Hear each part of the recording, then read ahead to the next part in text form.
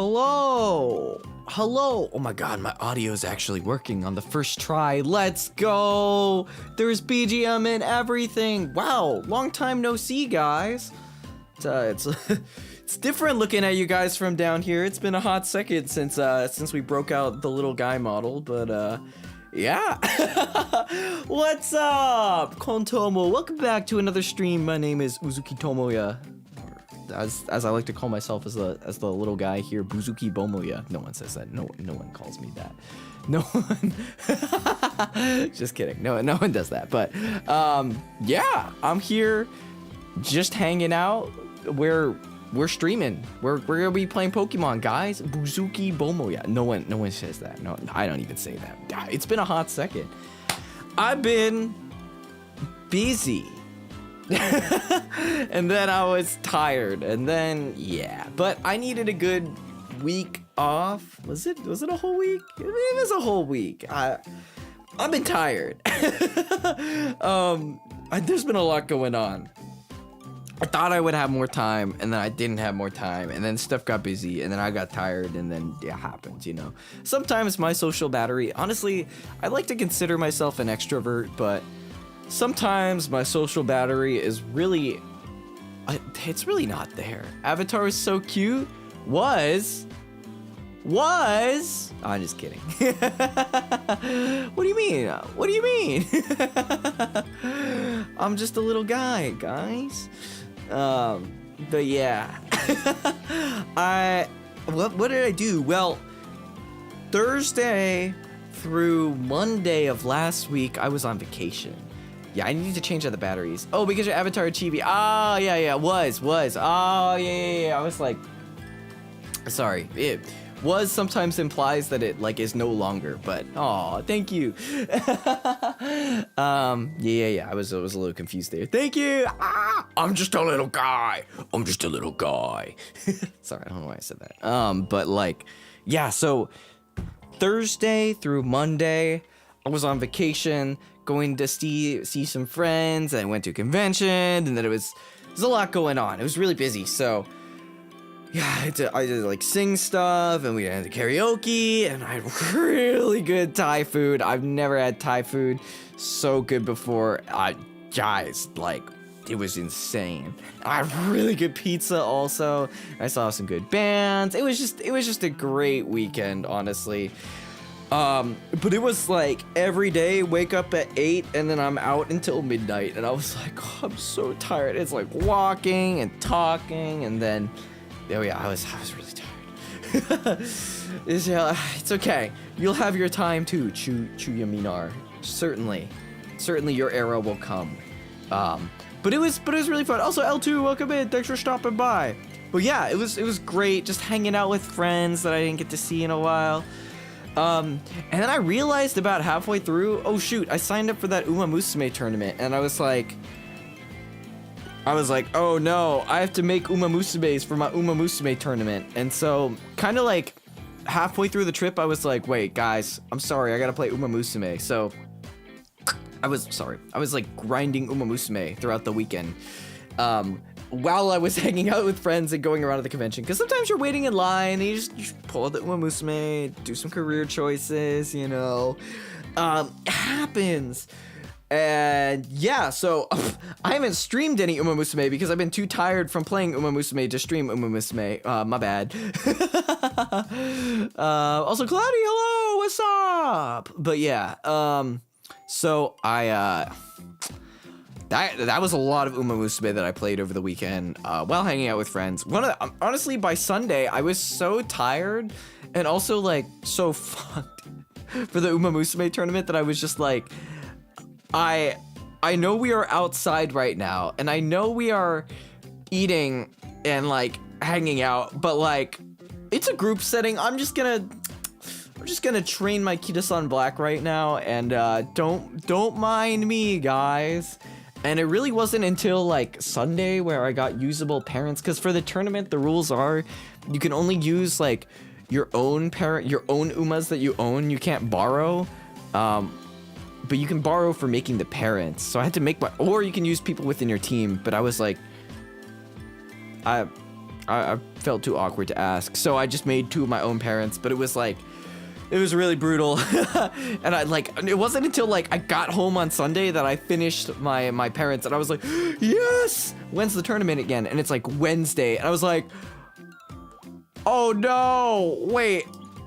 So I played until like midnight on Monday, and I still didn't have a usable Kita-san Black. And then I got home on Tuesday, and I just played until I finally got a decently workable Kita-san Black at 4 a.m. on Tuesday when I had to go to work on Wednesday. It was bad. I had to be in at like 10:30, so I like slept like 4 hours, and then I got into work and I was dead. And then we also had our reviews at work, and I just like got my feedback, and I was like, I'm sorry, I cannot process this right now.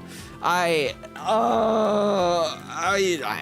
it was, Wednesday was bad, and then the tournament was on Wednesday, so I got home, I had to leave early, I had to get in at a decent hour so I could get to the tournament at 6 p.m., which is like not even a real full day of work after getting in at like 10 p.m., so it was like, or 10 a.m., so it was like, and then I kind of just like sat in the call, and I was too tired to stream my POV, because I got into the call. It didn't like start until like, it kind of started around 6, but like I was running the long track, so like I really didn't have to be there for a while, honestly. I mean, we never really went on the mainstream anyway, so it's just kind of like we provide the UMA and then we sit in the call with our team. But yeah, I was so tired, I just couldn't talk to anyone. I was just like, oh yeah, it happens. But yeah, I get into the lobby, and people I didn't realize, but like there are some of the best people in the server in this tournament. And so I get in there with like my half-baked Kita-san Black, and someone has a UG4 Mihono Bourbon Valentine's, and I was like, what? Like I keep scrolling and there's still skills. Like, how is this even possible? Like, I forget, like some people can just do this and they have a lot of free time, and they also have some of the best parents on the server, and they didn't need to spend half the tournament time. Also, half the tournament time I was on vacation. So like, yeah, I show up and like I didn't win, but I also didn't lose, and that's what matters, you know. I got 4th in one of the 3 tracks. Not bad, you know. I got like 6th and then 8th on the other ones, but like, oh, come on. And then, yeah, so I was really tired after that. I like passed out immediately, slept like 10 hours. Thursday went to work, still recovering. Friday, I was like, ah, shit.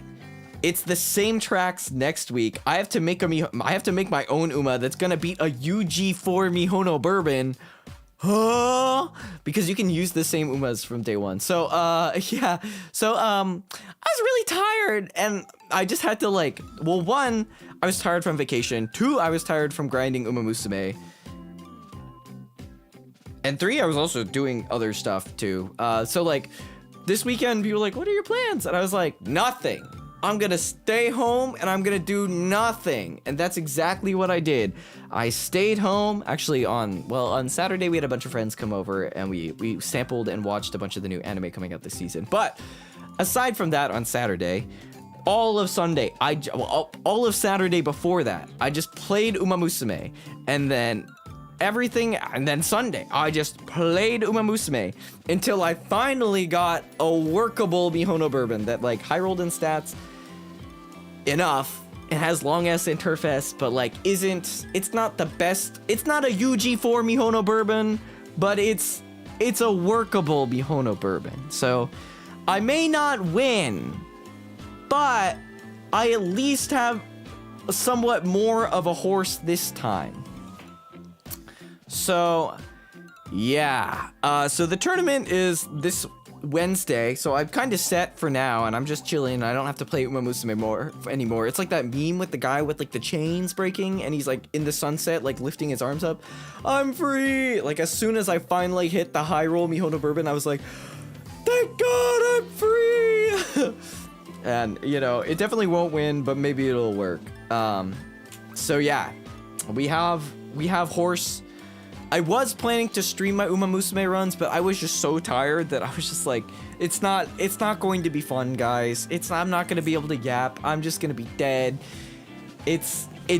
I need to lock in, guys. I was just, every run, it was like, all right, did we high roll in the first 10 turns of the game? If not, immediately start a new run. It was not it, Chief. It was stressful, to say the least. But it was cool, I guess. And yeah, hopefully I'll retweet the stream when it comes up that I'm participating in. But it will be brief, and I probably won't stream my POV because I don't think it'll be too interesting. But yeah, that is what it is. But I do want to talk about some of the anime I watched over the weekend. Some new ones are coming out. I don't want to spoil, but I'll just say, for those who are interested, who like to watch anime, which is probably a lot of you guys, there's some bangers this season. Definitely be on the watch for. I think one of the sleeper ones or maybe not sleeper, but it's really good that people might not have heard of, because it's on YouTube and not Crunchyroll, even better, right? Is Akane Banashi? Oh, I was just knocked over my Coke can. Akane Banashi? Akane Banashi? Yeah. It's about rakugo, which is like, it's kind of like a Japanese art form of like doing like a one-man skit play kind of thing, and it's like a performing art, and it's really good. Like it's not just the animation, but like the storytelling, the writing, the direction. It's super gripping, and like, and it's like a breath of fresh air. It's not like I'm a main character boy and I'm an otaku and the girls don't appreciate me, but they actually do secretly appreciate me for my hobbies, and I'm gonna get a girlfriend now. It's like, it's actually really refreshing, and it's very different from a lot of the isekai type and adventure action stuff that you see. So I really enjoyed it, and I think you guys will enjoy it too. Especially, yeah. Also, welcome in, Chris. Thanks for stopping by. Yeah. So I think that's honestly my favorite one from the series so far, from the season, which is actually saying something because there's a lot of good ones. The one that's been promoted a lot as well is Witch Hat Atelier. Yeah, it's also really good. Like, I think first episode wise, either that or Akane Banashi was like the strongest I felt so far. Just like first episode wise, they did like, we do this tradition of watching like the first episode of the anime every season, and like what really stands out to me when I watch like a new show is like how well they handle the first episode. Also, the dub was good for Witch Hat Atelier. Oh, interesting. I haven't seen the dub yet, but I would be curious to watch it back, or I am curious about watching it back. But yeah, Witch Hat Atelier is the second recommendation, because yeah, when you have like a really good first episode, you can tell they not only plan it out to start like with a really good hook and then have like ebb and flow of the energy, and then climax into this ending of the first episode that already solidifies what the premise of the story is. Like, if you can not just take a first episode, like some shows can establish the premise within like the first 5 minutes or even like 2 minutes, honestly. And it's like, boom, like you're a high school boy and you're in class and you have a crush on someone and it's a rom-com. Like that is maybe summarizing a lot of shows. Not to rag on those shows. Like, I think those shows are also enjoyable, but what I find is like what makes a standout show really cool, or like, yeah, something that's really refreshing is when they can take the time to set up the premise in a really well illustrated not just in like the art word, but like also like the sense of the word. Like a really well illustrated, paced out first episode of like, it's a mini story within the first story. Not only does it set the tone, it like establishes some of the themes, and it also yeah, just establishes the setting, and especially for like fantasy, doesn't do it in a way that's overly complicated. It takes the time to like absorb you into it through like showing and not telling. And I think a lot of it's hard to find a show that really shows and doesn't tell. And I think Witch Hat Atelier does a really good job of that. Especially with like the first episode and how they structure it to really set up the premise well. And I think Akane Banashi also does the same thing, where it's like the first episode already feels like you've watched your own short story. So yeah, that's those two I highly recommend. The next one that I really like is Yomi no Tsugai. What's it called? Daemons of the Shadow Realm. Yomi no Tsugai is a little bit easier to say. But yeah, this one, I think all I need to say is it's by the same author who did Full Metal Alchemist. That's all you need to know. The premise is also really well set up and it's really interesting. I do think though the first episode didn't have as much of a conclusion to the story as some of the others, but also when you think about how Full Metal Alchemist Brotherhood, like the anime, like Full Metal Alchemist, like the original, actually I think had like a stronger hook. When you think about Brotherhood, they kind of start just like in the action, or like they still set it up well. And I think this kind of reflects the starting of Full Metal Alchemist Brotherhood, in like the same kind of style. And I think it's totally fine also to have a show that starts out like just hitting the ground running. They do a good job of establishing the premise though, and yeah, it's really good. There's a lot of good shock points and stuff, so I think you guys will, yeah. If you guys like Full Metal Alchemist, you'll definitely like Yomi no Tsugai. So yeah, Yomi no Tsugai. The blonde dude really does look like Hawkeye. Yeah, one thing that's also really nostalgic watching it is like seeing like the same art style that you get in like Full Metal Alchemist. It's like it really takes you back. And I honestly I kind of been meaning to rewatch Brotherhood, so yeah. Kind of that paired with this has kind of been like a good nostalgia trip, but also like, yeah, the art style's really good. It's just, yeah, good time. So yeah, those ones I really liked. Let's see, were there any other ones that I really liked? There was one that I can't really remember that I thought was going to be a little bit cringe, but actually turned out to be a little bit like less cringe than I thought. It was, I think it's like I have a crush on the second prettiest girl in the class or something, which is like one of those ones where it establishes the premise almost immediately. And I think it might not be like one of those like, oh, this really is like, feels like a masterpiece that I'll enjoy, but it was definitely like a manga where it's like, or an episode where it's like, it was cuter than I expected, and it was also, it wasn't as extreme as some of the other shows and tropey. It was still a little tropey, but it wasn't as tropey as some of the other ones.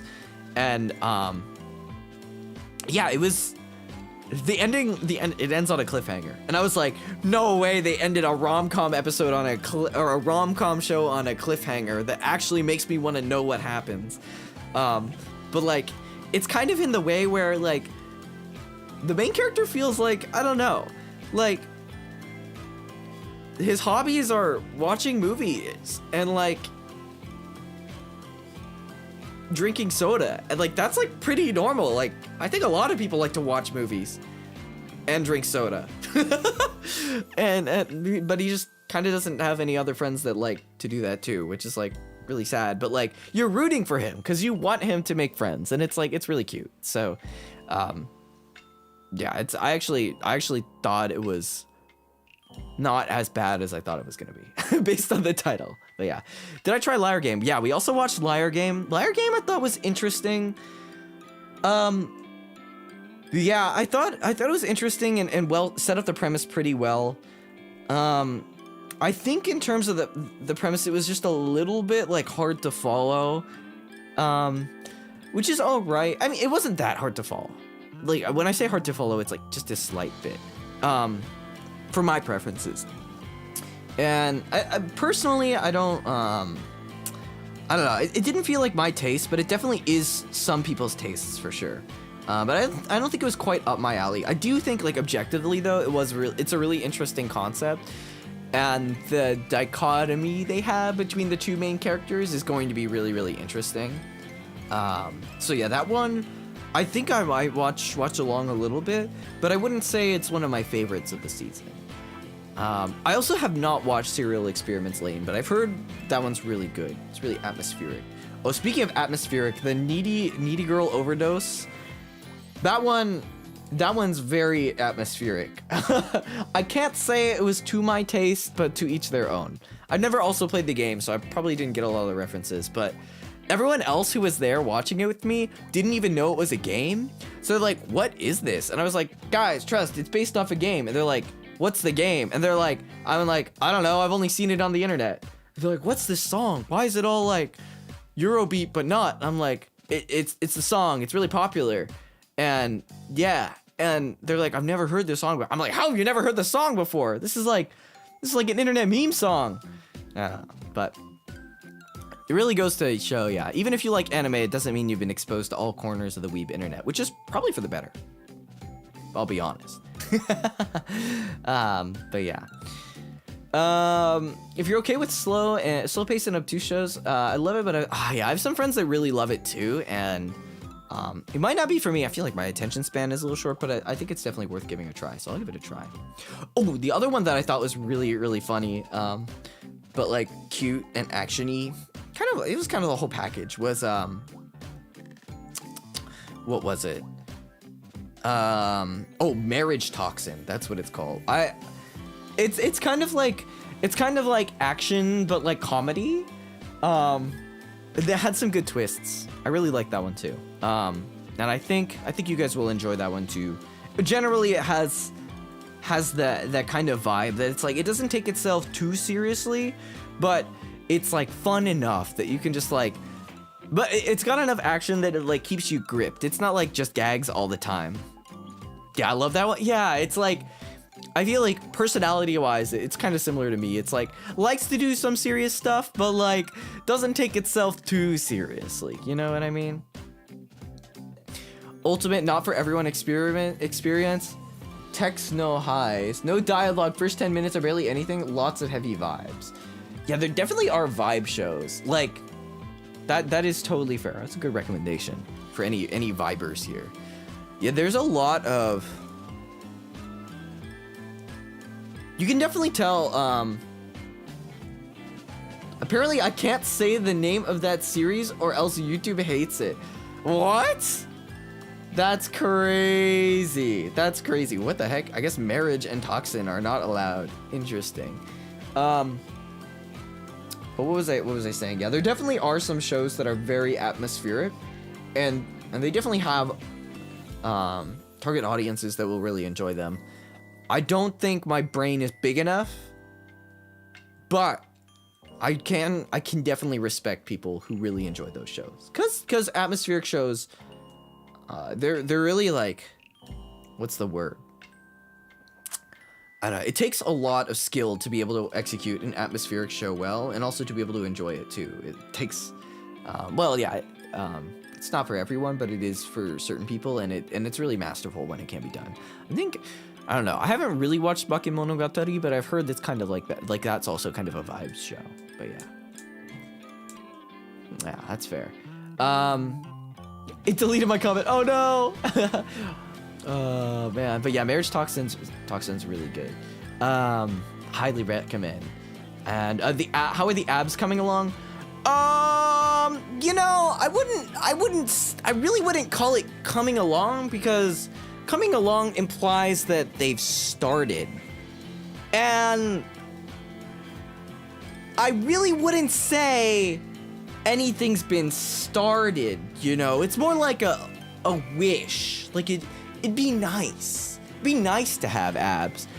But I really wouldn't say they're at the point where any progress is happening. Therefore, yeah.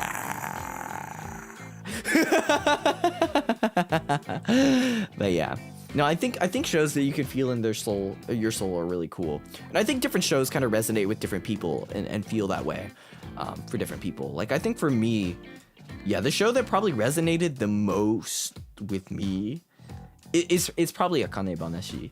Just because, like, yeah, the passion of, like, following what, like, an art, and, like, whether you succeed or not, but putting your all into it is really something that, like, speaks to me and probably speaks to other people too, in a way.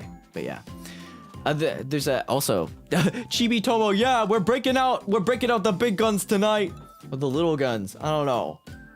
I love this model. I love this model so much. It's so cute. I'm just a little guy. You just throw him across the room. You just want to choke him out. Wait, no, that's not right. You just want to, like, punt him and, like, yay! You know what I mean? Yeah, exactly. It's a thin line between Psycho-Pass and just throwing out references to sound smart. Yeah, I think it's yeah, Psycho-Pass is a masterpiece. Yeah. There definitely is something about that. Something about the artistry of a vibes show. Can you give us a wink? Yeah. gives my most not parasocial.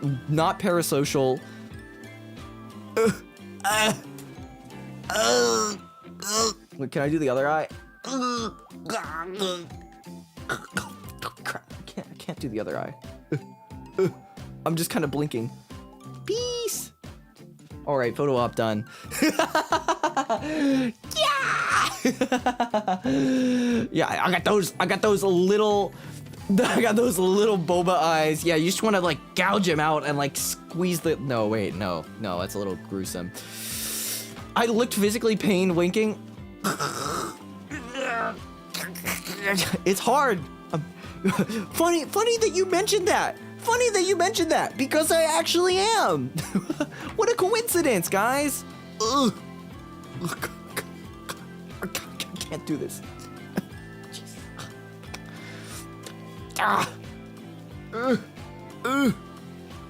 No, that's, you know what? That's fine. It's fine. Guys, guys. Yeah, no. It's not happening, guys. I did my best. You know, sometimes you try your best. Sometimes you don't succeed. Wink until you get abs challenge. Honestly, with, like, how much I'm straining to do it, could be possible. Could be possible. There was certainly an attempt. Optic nerve must be very well developed, considering you're a stuffed rabbit. I know, it's quite impressive, really, how they do that. Like, how I do that. I mean, I don't know who they is. Yeah. It's really amazing how, well, no, I'm not the stuffed rabbit. My boy Meep is. Hold on, what's the hotkey to bring him up? Oh, nailed it.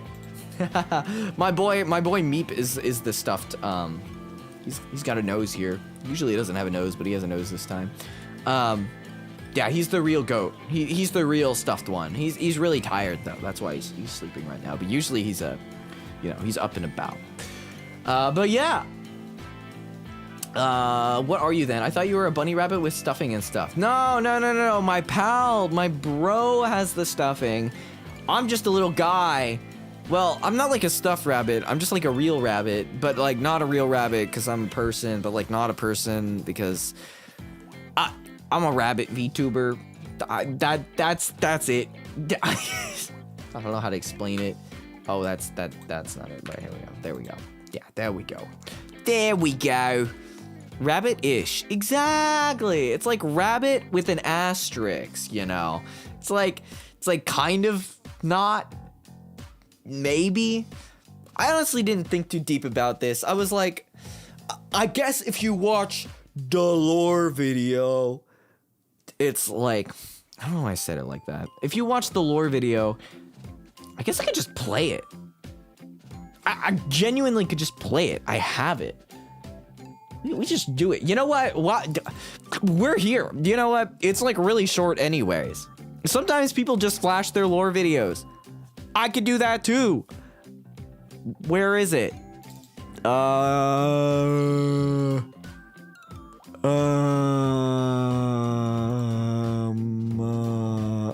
it's in the folder called lore video.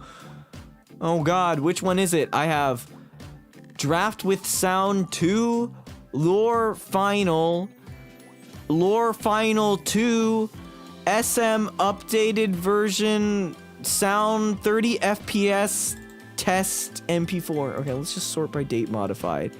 Oh, it is lore final. It's not lore final 2. Why is it so big? That's what she said. Okay. Sure. Lore video. Sure. Here we are. Let's just throw it up here, guys. It's been a while. Why reference it? I think it's only like a minute long too. Why reference it when I could actually just show it? Where is it? Lore video, final MP4. All right, here we go. Oh shoot, the BGM.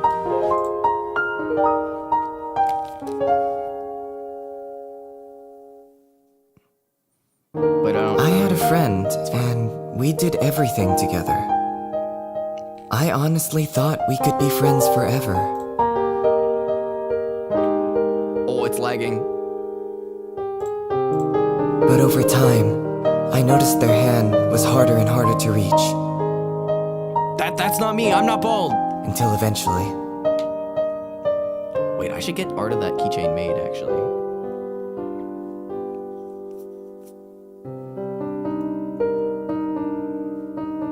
I searched for so long, looking for that hand. Under the bed, behind the curtains, inside the closet, out the door. I walked and walked, searching for a time and place. Was it because I couldn't be on that screen? I'm just so tired. Tired of being alone. I'm just a little guy.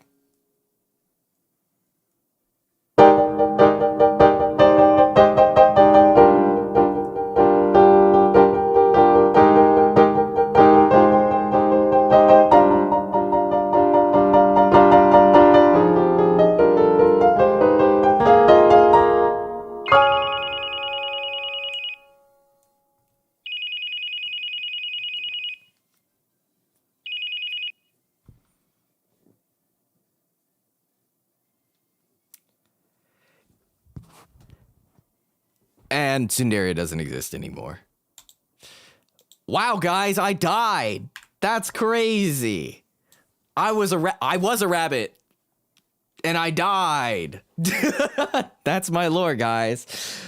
It is actually a really good video. I gotta say, like, Nyan Food, like, actually carried so freaking hard. They wrote the music, they did the artwork, they did the video. Holy shit. They saved my life. Like, actually. It was nearly 5 years ago. That's insane. Funny thing, actually, that lore video, the soundtrack there, I was working on an original song and then I got very distracted because I got a real job and that didn't really come together. But I was working on an original song to go with that, and it'll come out eventually, once I restart that. But, yeah, the original song takes a lot of themes musically from specifically that soundtrack, or rather, the whole original song was actually written before that was made, and the actual musical themes in that track are pulled from the original song. Anyways, it's gonna come together eventually. I need to get my act together on that. I'm so sorry. Certain things I have realized over the course of being a creator that I have two types of projects projects that I either finish immediately or projects that I stretch out over the span of years. The motifs, that's the word. Yeah. The motifs are there and used, and it's really, really good. And also the lyrics, everything about it's so good. I need to get my act together and actually record it. It's so freaking good. Yeah. It's really something. So look forward to that when it comes out eventually. I think most of it's already written. It's late. Should have kept running for something so sad. Should have kept recommending anime. Oh, it's all right. It's all right. Yeah, it's a very, very sweet lore video. Go watch it. It's like the first video on my channel if you want to relive the memories. But yeah, I'm really happy with how that turned out. And then it flashes the Tsundere logo, and it's like, Tsundere is dead. But yeah, that is my lore. I forgot to turn back on the BGM. Oopsies. But yeah, it's fun. Anyways, enough about that. Yeah, rip OG Tomo, rip Tsundere. It's been like 3 years. Oh yeah, and the monochrome kiss cover. Yeah. Oh my god, that's still one of the classics. One of the classics. Shout out to my friends who also worked on that. Hani, who also animated that. Very well done. Yeah, just great. Yeah, good times. I miss nostalgia. I miss being unemployed, but I don't miss having money. Or I don't miss not having money. Yeah. Good times. Can you believe I've been like streaming for almost like 5 years? That's insane. That's nuts. Time flies, man. Time flies. I'm old. I'm old news. Anyways. Let's enough talk. Let's get this road on the show. I think my Switch should be charged up enough. Yeah, so we're here to play Pokemon. I'm gonna be shifting gears a bit. Oh no, I found another gray hair. Actually me. Oh my god, Ogre Cap! Is that you? Sorry. Oh my god, Gray Phantom. Sorry, I don't know why I did that. Unk? No, I can't be an Unk, man. I did find another white hair the other day, and I was like, no. I was just like, oh, it's like my third white hair, and it's in the front. I guess I wouldn't notice if I had any white hairs in the back of my head, huh? For all I know, I could have white hairs, but I have a lot of hair, and I don't have a receding hairline, so thank God. Smell the food, so I came by. Yeah, let's go. We eating good tonight. Oh shit, I still need to eat. As long as I don't have any of my beard yet. Yeah, my you can see my beard here. Oh yeah, look at that. Yeah, just dye the white hair. Yeah, honestly, my Tomoyachi mother dyes their hair, and at first I didn't realize. I was like, well, how bad's a few white hairs? And I'm like, you know, dyeing hair isn't a bad idea. After I'm starting to get like one or two, and I'm just like, yeah, maybe dyeing my hair is an option. Honestly, I've always thought about dyeing my hair a little bit. It's never come to fruition because I'm too scared. Like, one time I got my hair cut in Japan, and they were like, do you want me to trim your eyebrows? And I was like, sure. And they trimmed my eyebrows, and I looked at myself in the mirror. I was like, who is that? And I was like so scared that I didn't recognize myself for like, I don't know, weeks. Just because they trimmed my eyebrows, and I was like, it made me really nervous and self-conscious. So I've been like kind of scared that if I do that and I dye my hair, it's like, who is this guy? That said, I like curling my hair sometimes, like with a curling iron at low heat to protect my hair, with heat protective spray to protect my hair. It's just like a nice change of pace, you know, sometimes looking a little nicer, changing up the style, but it's like very temporary because you shower and it goes away. Yeah, it's like putting on makeup, you know. You put on makeup, it's nice, and then you wash it off and it goes away. But it's like, if you woke up every morning and you looked at yourself in the mirror and you're like, that's not me, it'd be kind of weird, you know. Dye it pink. I don't think I could dye my hair pink, guys. Look at me. Look at my hair. I don't think this would look good pink. I don't know. That reminds me though, one of my friends, like in high school, their dad like tried to dye their hair like brown, and for some reason they accidentally bought like this purple dye, and so they dyed their hair like a deep purple, and it was pretty silly actually. Good times. Yeah, I don't want that to happen to me. That's like a boomer mistake. What color would you dye your hair? Probably just like a light brown or something. I don't know, just to try it out. Probably nothing too crazy. I don't think I could go blonde. Wait, this is implying that I'm not blonde or brown hair. You don't know anything about my hair color.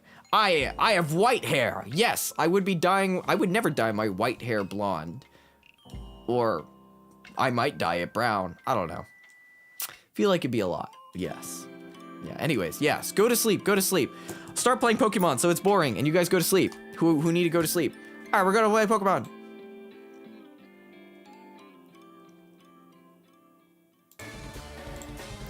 Alright, we're playing Pokemon, guys. Yippee, let's go.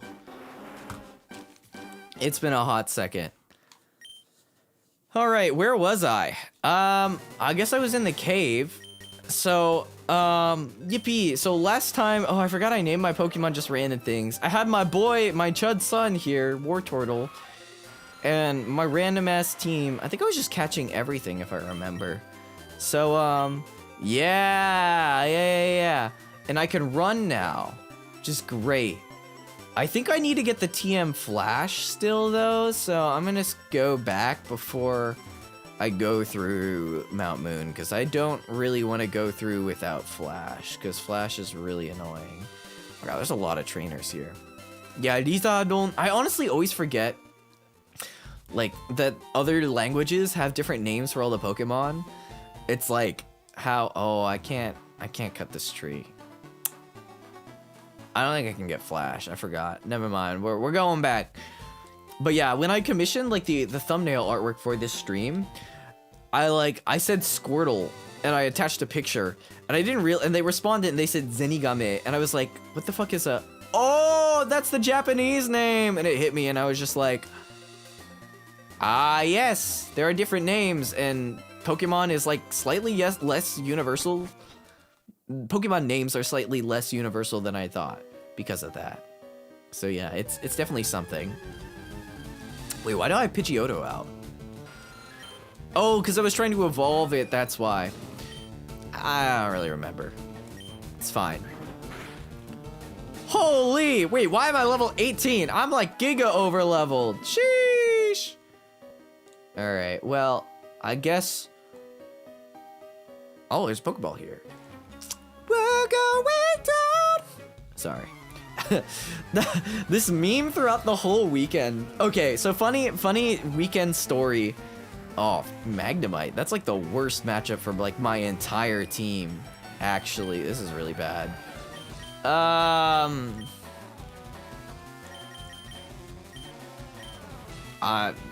This is really bad. I guess I could go into Wartortle.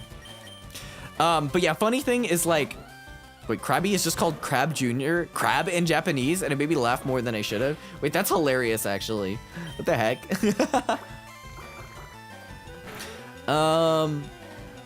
Tackle. Maybe I could have just kept Pidgeotto. Good job, Pidgeotto out. What was I saying? So, like, throughout the whole weekend, not this weekend, but the previous weekend when I was on vacation, we just had this meme where, like, because on Thursday when I flew in, I had like a voice lesson, I had to like sing in it, and like I always joke that like this voice teacher is the voice teacher that like is trying to get me to sing Golden at the original key. So like oh, I forgot. Oh wait, that's not good. That's not good. Wait, this thing could actually just kill my whole team. Hold on. Wait a minute. I'm sure it doesn't have a lightning move. I'm sure it doesn't have a real attacking move, guys. It's fine. Where was I? So yeah, the whole joke is like, I'm gonna be able to sing Golden. And so we had the voice lesson and I was just kind of screaming my ass off because I'm not like there yet.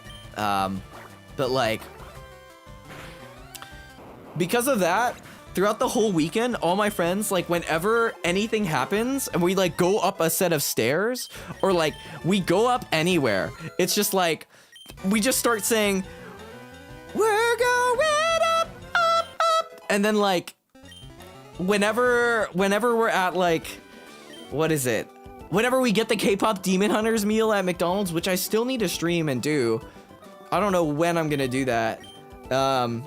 It's just always like, all right, these fries are going up into my mouth or something like that. It's just like, I don't know. It's just become a meme that like, whenever I'm going up the stairs, it's just, we're going up. Whenever I'm getting out of bed, we're going up. Whenever I don't know. Oh shit, Clefairy, these are kind of rare actually. Whenever, I don't know, what's something else that goes up? Don't answer that. Whenever I'm trying to think of another instance. A lift, yeah, exactly. You're in the elevator and you're like, the escalator, yeah. You're just like, we're going up. Ooh, that kind of hurts. Whenever you're like, I don't know, driving up a hill, we're going up. Yeah, you know, it's just always going up, you know? Cholesterol, exactly. Eating some fries, we're going up. It's just constant, you know?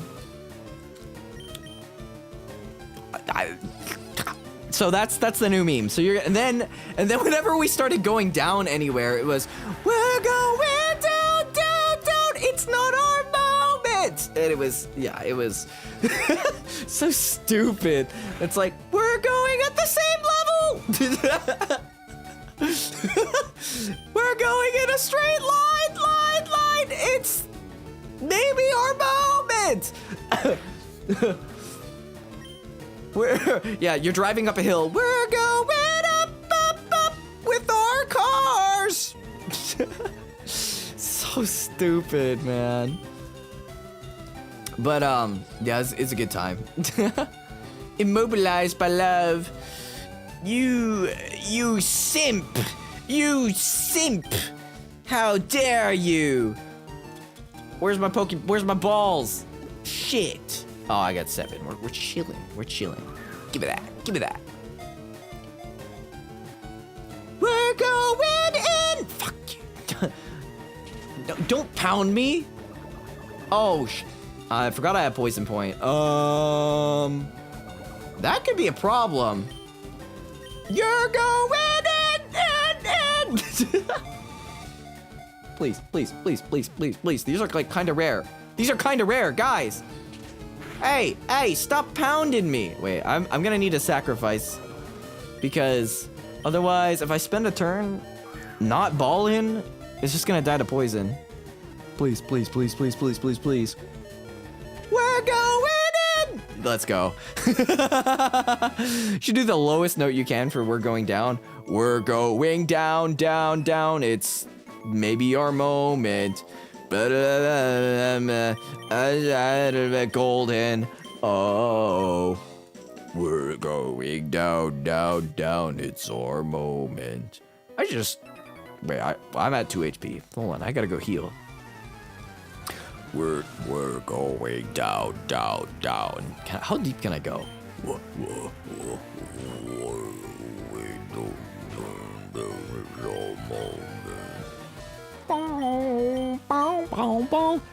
How can I go even lower?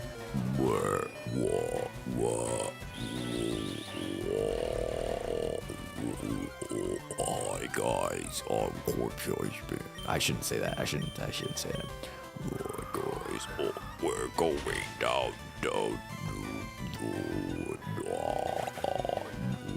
I don't think I can go any lower.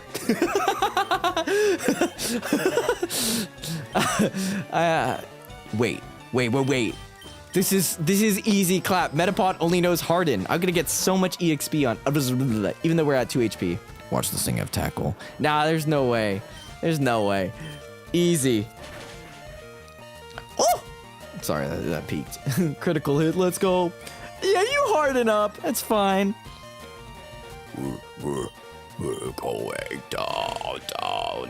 It's more moment.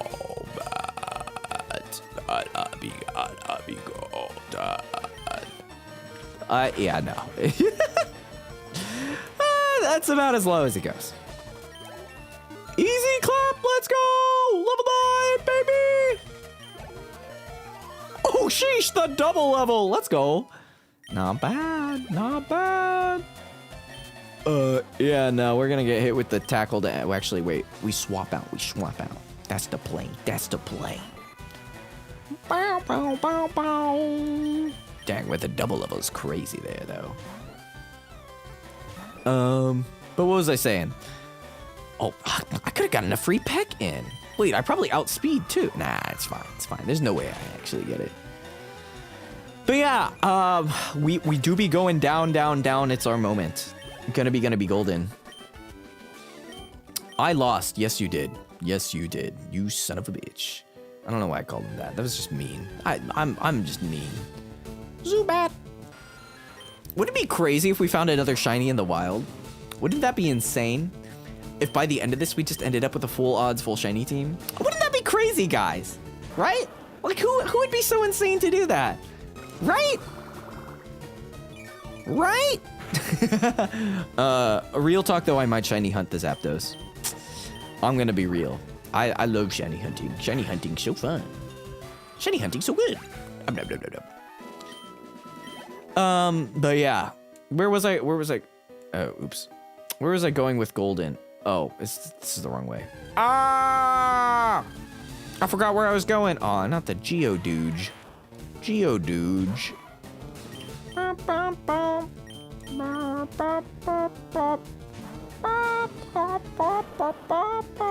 I love my shiny Charizard! I mean, round sun! Forgot, Charizard's a bad word. I'm gonna need something to deal with Misty, actually. This is kind of a problem. That's fine. I don't need a super effective. As long as my team is over-leveled, we're fine. We're fine! But what was I saying? Yeah, so Golden, it's a meme. Gonna be Golden. You're gonna hear me quote that until it gets old, and then I'm gonna stop doing that, and yeah, it's great. Guys, could you imagine if I actually just talked with Vocal Fry? We're going down, it's our moment. Gonna be golden. Oh. It's actually, I mean, yeah, I'd probably die if I did that.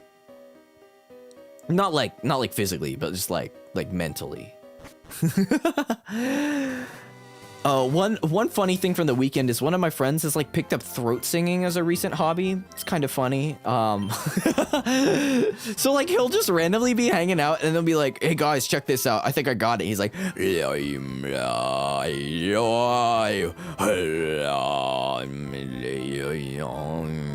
and I can't do it. I genuinely cannot do it. You got it stuck in my head, Gur. I'm sorry. You did not want to know me during the Let It Go era. Does that date me? Does that age me? I'm sorry. Wait, can I kill this Zubat? I mean, knock out this Zubat? Surely, I'm level 10. Surely. Throat singing is so cool. Yeah, if only I could do it. You son of a bitch. You sneaky, there's no way. There's no way we get a double flinch here, right? Easy clap. Let It Go was sung by Babies, so yeah, that's fair. Sang it at a school talent show? Guys, I auditioned for like my classical voice teacher that I used in college with Let It Go. That's not like, because like that was what was hip at the time. It's just like a song that I knew, so I like just kept singing it. But yeah, like, it's just a good song, you know? It's just, you gotta let it go sometimes. Wait, did I already kill this guy? Oh, I already went this way. I forgot. Oopsies. Honestly, if it were me too, I would have probably also sung it at the school talent show. It's just like such a banger, you know, like, let it go, let it go. That's not how I usually sing it. Usually it's like, the snow glows white on the mountain tonight, not a footprint to be seen. A kingdom of isolation, and it looks like I'm the queen. This is also not how I sing it normally, but you get it. You get the point, right? Tonight, tonight, we are young. So set the world on fire. I probably need more Pokeballs, actually. All right, we got this Zubat here, right, guys? Surely. Not the. Oh, this should do like 0 damage. I'm a poison type. It's fine. Yeah, it does like 1 damage. All right, easy clap, easy clap. Wait, I just realized Nidoran male kind of caked up. But look at that, he's kind of got some. You know what I mean? Like, he's kind of caked up. Sheesh. Hey, watch it. Stop astonishing me. And now I gotta heal again. Man. All right, well now I know which way to go. It's an easy way out. Now that we know which way to go, hold on. Let's go back up, guys. It's a little dicey there. Nah. But yeah, I have sung. Sometimes me liking singing has gotten me into weird situations where I'm singing songs that are definitely like not quite the right pick for the scenario, but like it's like the song I know at the time, and everyone just looks at me and goes like, yep, that's Tomo doing the song that he likes to do because he wants to, and not because it matters, not because it makes sense. That's me. Like, one of my clubs in college had like a talent show, and was it senior year? I think it was senior year. And like, for the talent show, it was a Japanese club, by the way, so it wasn't that out of place, but it wasn't the anime club. If you know what I mean. The anime club probably would have been more appropriate for this, but no, I did it in my social club. And it was like, I grabbed another guy who doesn't really watch anime. He's kind of like a dude bro, actually. He's chill. Like, I'm still cool with him. I think. We haven't talked in years. But I grabbed my dude bro friend, and I'm like, because he sings, and he does like musical theater. And he's like the cool kind of singing guy. I'm like the nerd kind of singing guy. So I was like, oh yeah, there's this Japanese song that's like a duet, and I think it'd be really good for the talent show. Let's do it. He's like, sure. Guess which song I fucking picked. Guess in the chat, guys. Guess which Vocaloid duet song I picked to sing with the totally normie, really cool musical theater dude bro. Who's my friend? Yeah, you got it. It was Magnet.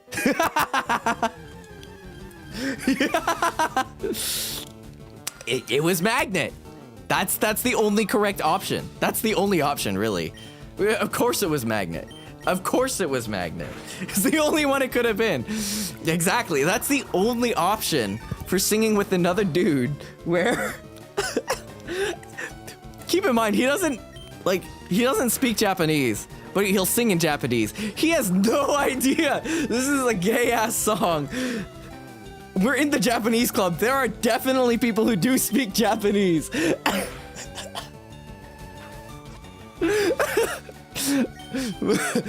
And I get dude bro to sing Magnet with me. It's the greatest thing ever. It's the only one it could be. It has to be gay. You're so right. I should have made it less obvious, guys. I really should have, but I didn't. Like, man, good times. Oh, I did not mean to do that. It's okay. This does like 1 damage. Literally does 1 damage. Anyways, yeah, good times. It's a very classic. I pick song that I like to do that doesn't make sense for the situation, but is funny. It was very much an if you know kind of thing. I had a moment of hesitation, but I figured Magnet was the safe choice. It always is the safe choice. I feel like I've sung and performed Magnet a few too many times. Like, I've been a Magnet stan, guys. I've been magneting for a while. I mean, it's the OG song. Like, it's the OG if you know song. But it's like also a banger. I mean, I have a cover with Rion. I sang it at karaoke with... Wait, I can't talk about that, but that's okay. I sang it with a friend at karaoke. Wait, I could just kill this guy, right? There's no way he has tackle or anything, right? Yeah, absorb. This does like 1 damage, probably. Oh, that does 2 damage. That's fine. That's fine. We can kill this guy from half health. There's no way he has tackle. But yeah, Rion, we still talk about you. Yeah. Stream Uzuki Tomoya, Virion Kisei Magnet. Honestly, kind of crazy. That's like one of my most popular covers. We released that, and like, My covers, a crit? That's a little scary. That's a little scary, bro. Chill. We're gonna need a heal after this. I'm sorry, Niran. You're not killing it out here. Oh, sheesh. Wait, I could just use a potion. I have those. Okay. Bellsprout? Nah, we'll just use a potion. It's fine. I want to get that EXP. Give me that. Give me that. I have 4 potions. I'm chilling. Yeah, that's one of my, like, it was one of those ones where it was like not super popular immediately, but like ended up just like being a stayer in the algorithm for some reason. Like it was just a classic. Also, thank you so much for the members, the 15 months, Vash. Holy shit. Appreciate you so much for sticking around for so long. That's actually insane. Thank you. Love the Clippy profile pic, by the way. Shout out Clippy. Oh, I lost it. Yeah, you sure did. You sure did. All right, what do we got around here? Is there anything around here? It's probably this way, right? Hello, hello. Welcome in. Yeah, hope you're having a good one, mate. All right. Let's see. Clippy mentioned. Shout out Clippy. Man, there's someone on my friends list who has the Clippy pregnant picture, profile picture. It's a little disturbing, but I respect it, you know. Like the Clippy Mpreg. Sorry, I've like totally ruined your impression now. That was not the right thing to say. That was that was one of the things I could have said. And I did say it. My bad. My bad. All right. This guy just happens to have like 50 metapods, right? Surely we outspeed and kill with double kick, right?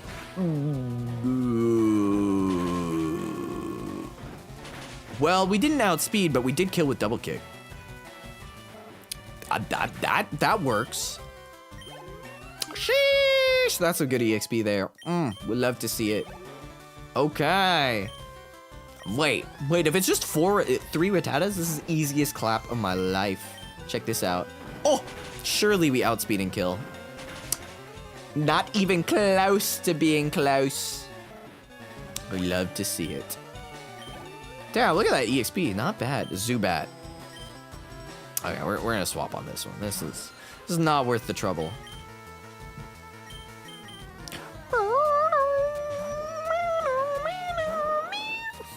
Alright, what were we talking about? We were talking about anime and manga.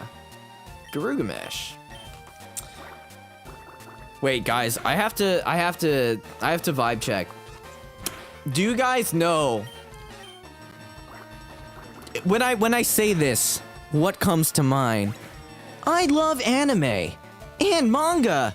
No, wait, it's I love sushi and anime and manga. Garugamesh. What comes to mind? Answer. If you have anything, or I guess it's Garugamesh is how he says it. Please state your yes. Good. The vibe check has been passed. Barry here with all the vibe check passes. Please tell me if you guys know the Sakura-Con 2006 commercial. This is gonna be a poll. Guys, I'm engaging with my audience. Thanks, YouTube, for this feature that allows me to engage with my audience. Start a poll. Do you know the Sakura-Con 2006 commercial? This is a yes-no poll. This is important, guys. This is an important part of being in the chat. It was giving David Kuhn for a sec. You're not wrong. Garugamesh. This is an important part of being part of the chat. This is an important part of the culture of being in Uzuki Tomoya chat. Oh, Moonstone. Not bad. Like, very important. Man, I didn't think this guy was actually going to be a trainer. I thought he was just going to chill and give me an item. Like, you must know in order to be here. Oh my god. 57% no. Guys. How to say it? I'm gonna say it. Garugamesh, unironically, is a really good Japanese metal band. Honestly, actually, okay, I only know one of their songs, but like Garugamesh is actually really good. I hope they actually come to like any convention, honestly, ever. But they disbanded, so they won't. But Garugamesh is actually really good.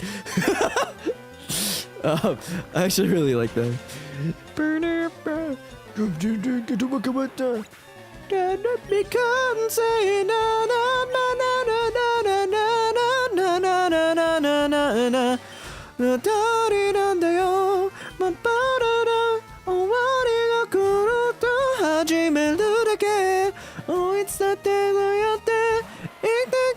It's a Garugamesh song. It's a Guru. I'm not just going crazy, guys. It's actually a Garugamesh song.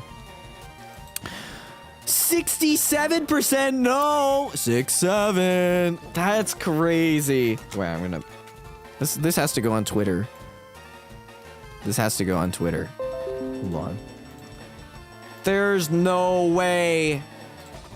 There's no way. This is a real result. There's no way. I'm just gonna go. There's no way. This is just a. There's no way. Nokunana. Nokunana. I need to be put down. I just watched it. I like how to say Sakura-kon. Yeah, Sakura-kon ikimasu. Ikimasu. I should have just said, when I say ikimasu, what do you guys think? Like, what comes to mind? Girugamesh. Or I could have just said Girugamesh and like what comes to mind. But yeah, ikimasu also works. Like, do you know ambivalence? Versus ambivalence? Wait, VS I'm sorry. This is. I'm sorry. I don't know. This is maybe an inclination that I don't know. Because I don't know how to say it. But I'm sorry. What are they? Please introduce me. I apologize. I am ignorant. I do not know the ways of them. The specific way he says Garugamesh is hilarious, even outside of the pronunciation. Yeah, honestly. I heard unfortunate things happen with that man's career afterwards, and it's actually a little sad to hear, but yeah. But Garugamesh, like, he's a legend. Whatever the outcome, he's a legend to me. That's what matters. Garugamesh. Like, that was legendary. Paris! Oh, I should catch one of these. I don't have one yet. Man, oh god, I've seen so many memes about Paris recently. Oh, I killed it. It's yeah, kill the next one. I've seen, not memes, but like posts, very sad Twitter posts about Paris. And they make me sad. They make me very sad. Like, the lore behind Paris's existence is really sad. And I wish the best for this little guy. I keep killing them on accident. My bad, bro. Surely one of these will survive. Oh, but they give so much EXP. Surely one of these will survive eventually. It's a JP music project with awesome seiyus. Xlam the music so good. I'll have to check him out.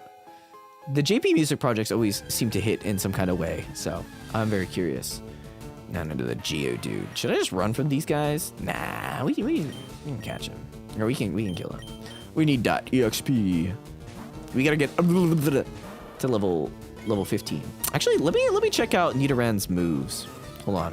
We're gonna cheat. We're gonna use the Google. Nidoran, male moveset, Fire Red. How did it know? Alright, so we learn Poison Sting. Is there anything really good that we learn early before we evolve? Hornet attack at level 20. Is there anything else that's interesting?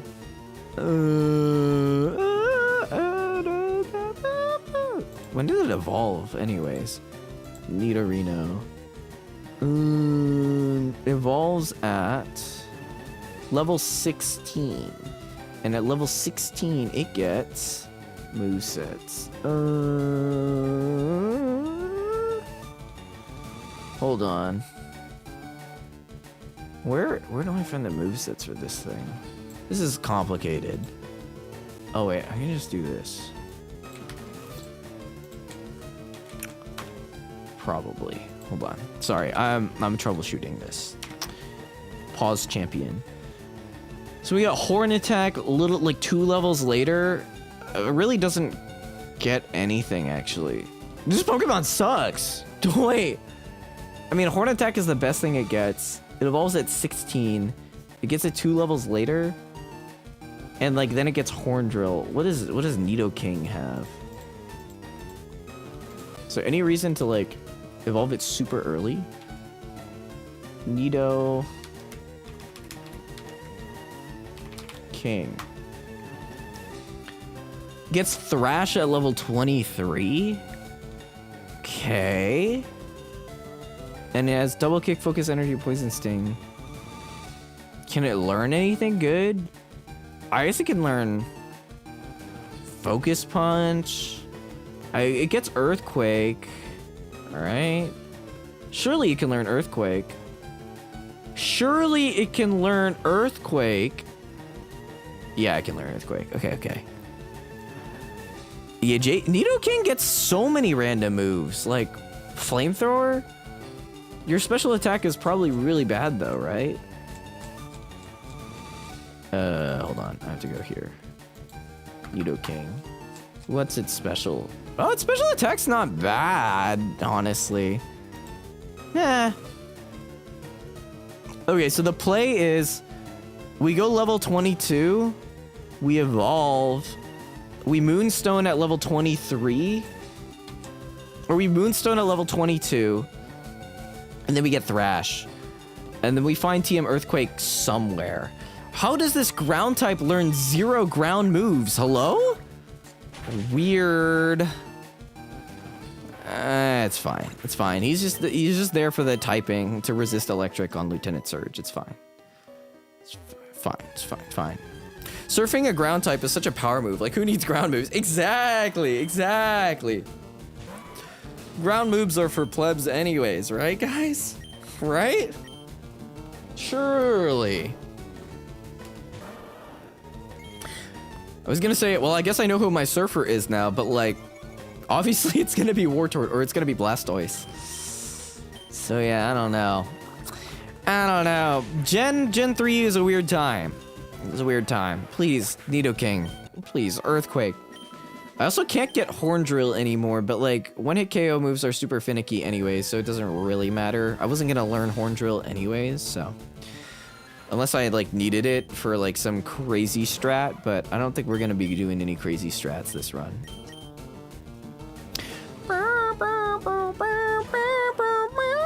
Oh, the shiny is so good.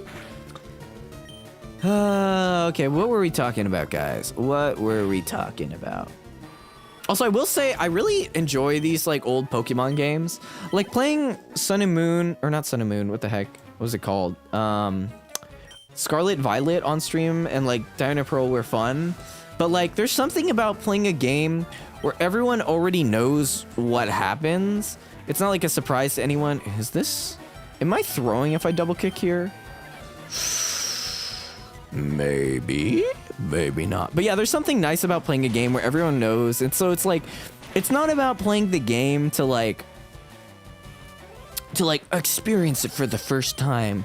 It's about playing it for the vibes. And I don't have to feel like I'm like experiencing it for the first time either. I'm just enjoying the ride kind of thing. Sandshrew.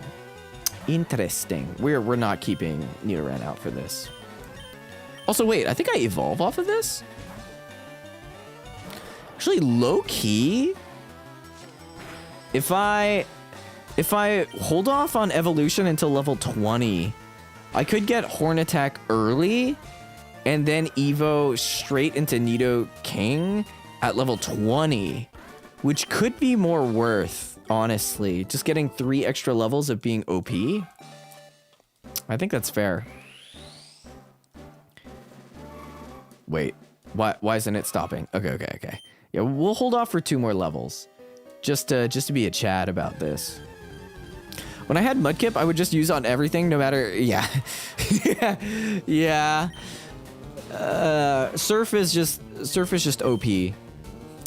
Surf is one of those moves that it's like, you wish it's like Surf and Fly and Strength. Well, Strength to a lesser extent, but Surf especially is just like, it's just the most OP HM move. It has good PP, it has good accuracy, it has good base damage. It's just like, it's got everything. And like, yeah. Yeah, you can't go wrong with Surf. Especially, like, it gets good coverage, too, at points. Though I don't think coverage is really going to matter for Nidoking. I don't think coverage really matters on anything when I'm playing casually and I can just swap.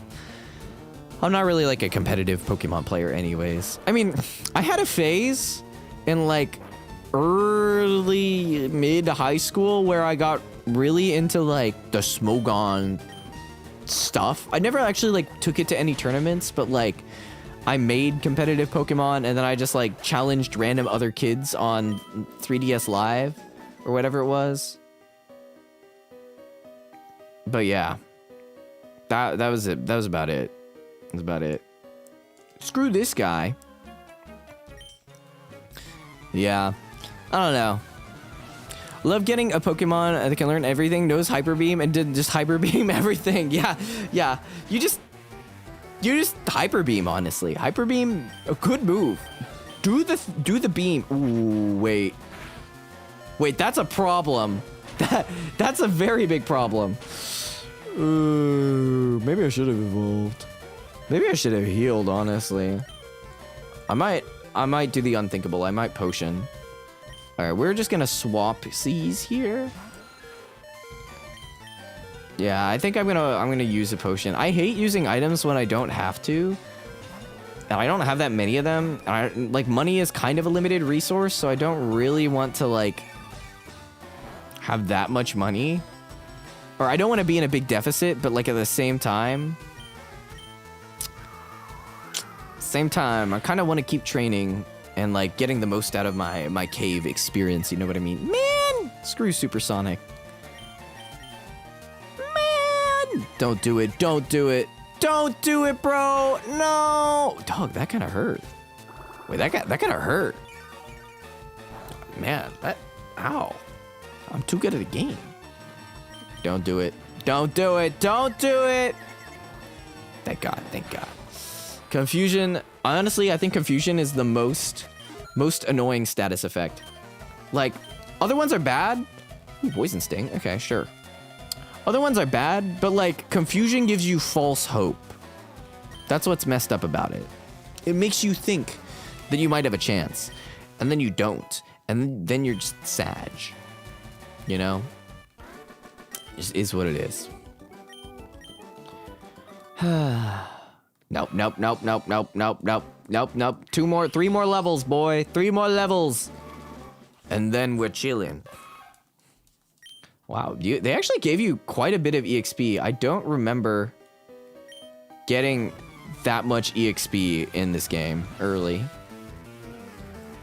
Quite nice. I don't know if I feel like they didn't change that or anything, but I forgot to potion. I'm a dingus. Don't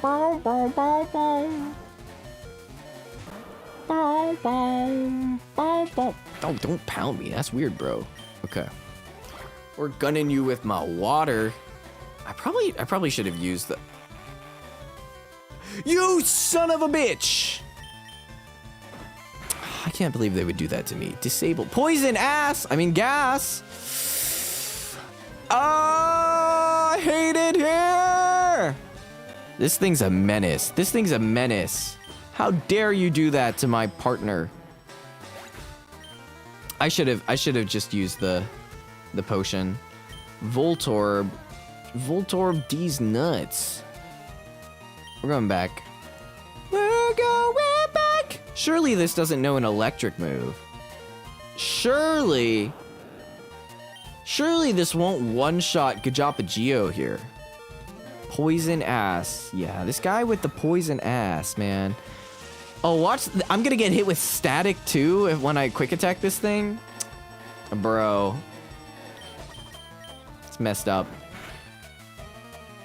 Okay, wait, we dodged the static proc. We're fine, we're fine. I've done a Pokemon Smash or Pass stream. This is leading somewhere. This stream is leading somewhere. No. No, I decline. I don't want to. We are not smashing Pokemon.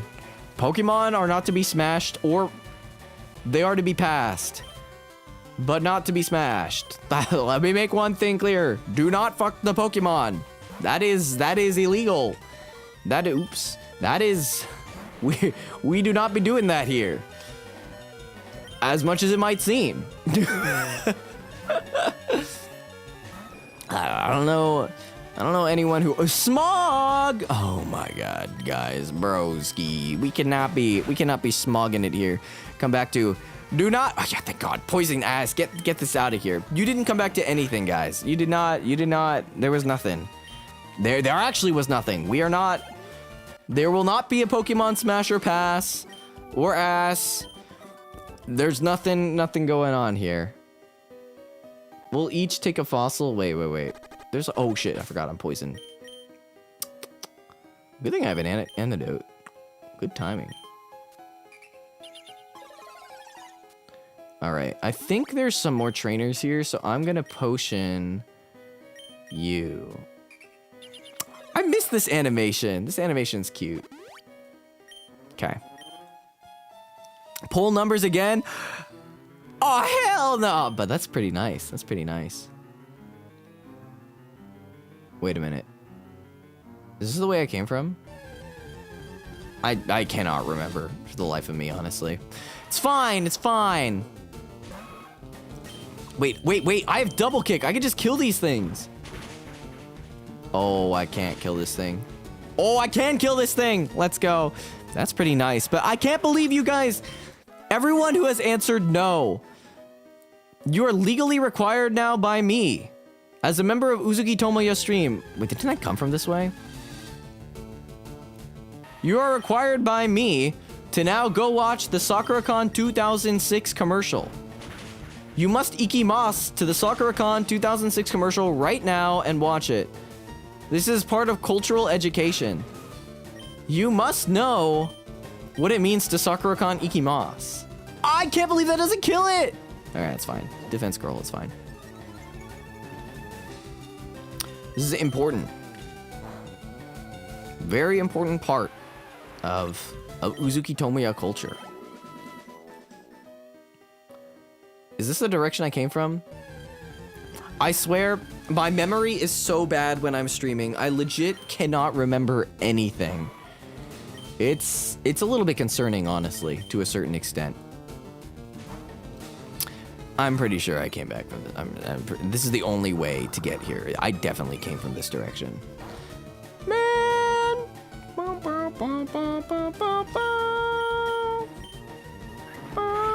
This can't kill it, right? I guess it can kill it. Okay. Okay, let's go. All right, 2 more levels and then we can evolve. 2 more levels. This is going really fast. I don't remember leveling going this fast. Genuinely.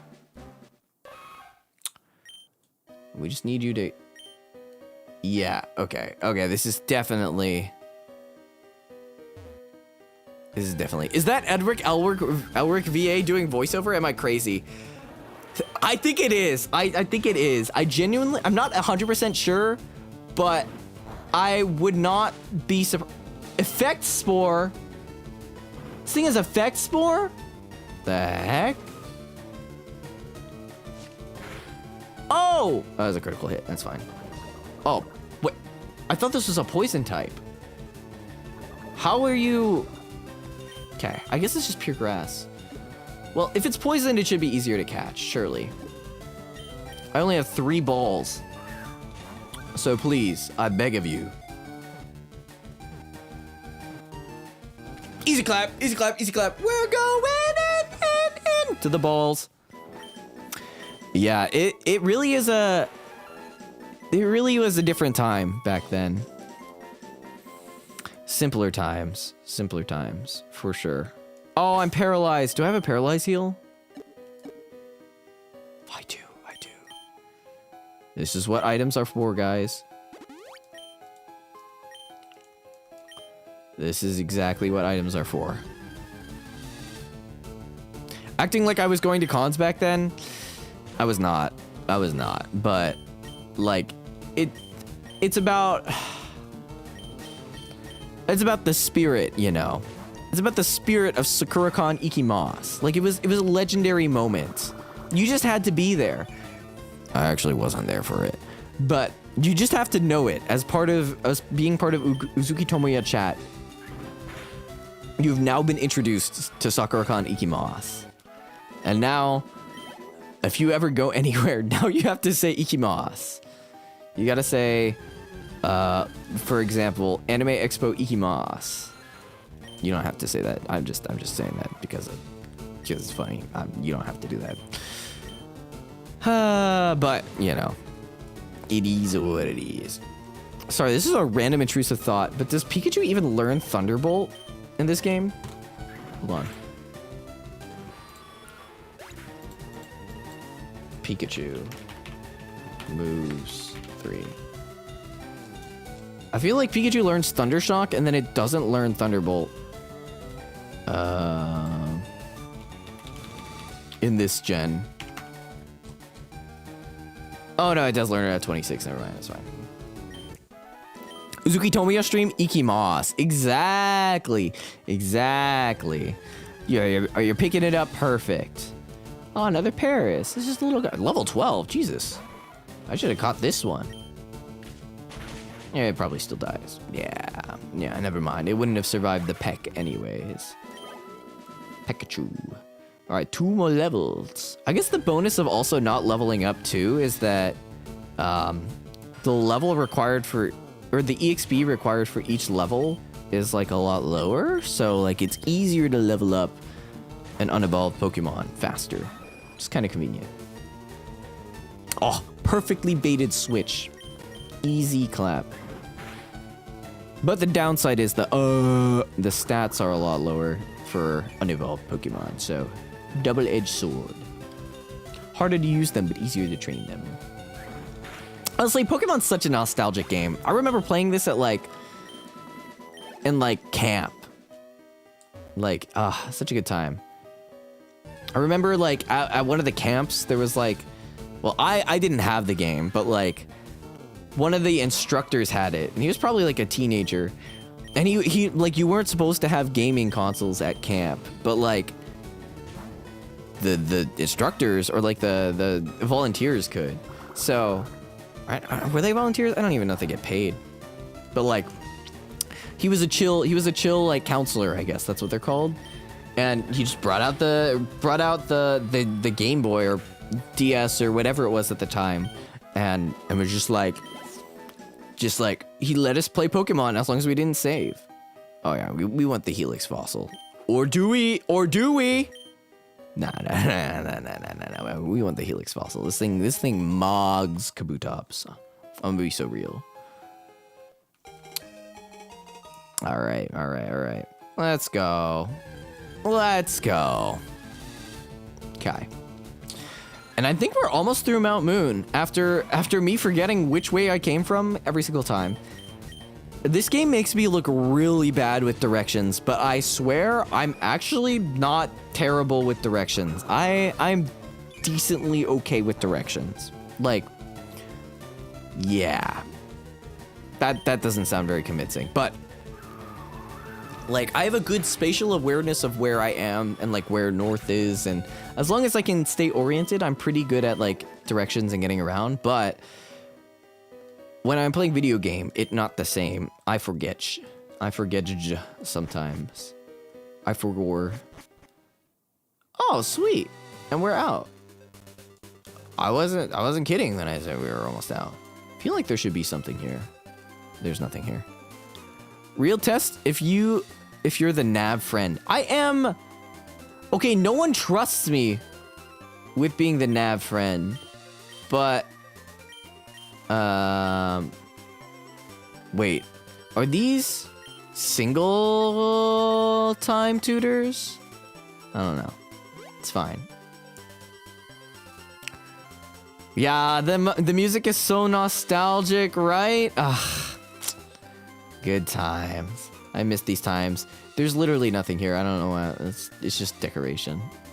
Oh, but this is something here. Raspberry, the Rizberry.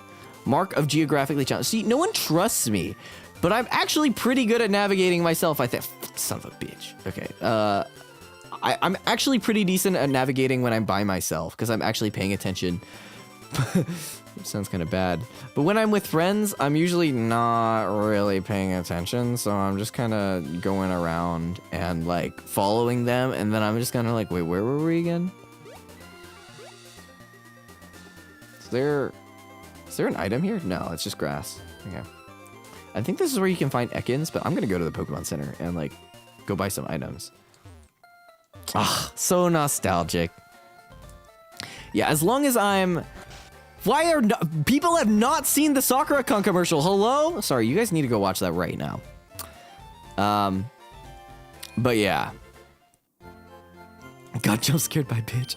There was a Sakura-kun 06 ad? Please, guys, you have to have seen this. It's a legendary piece of anime meme culture. It's legit iconic. Oh my gosh.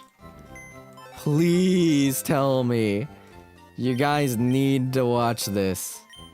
It's actually such a mark of history. Like, honestly.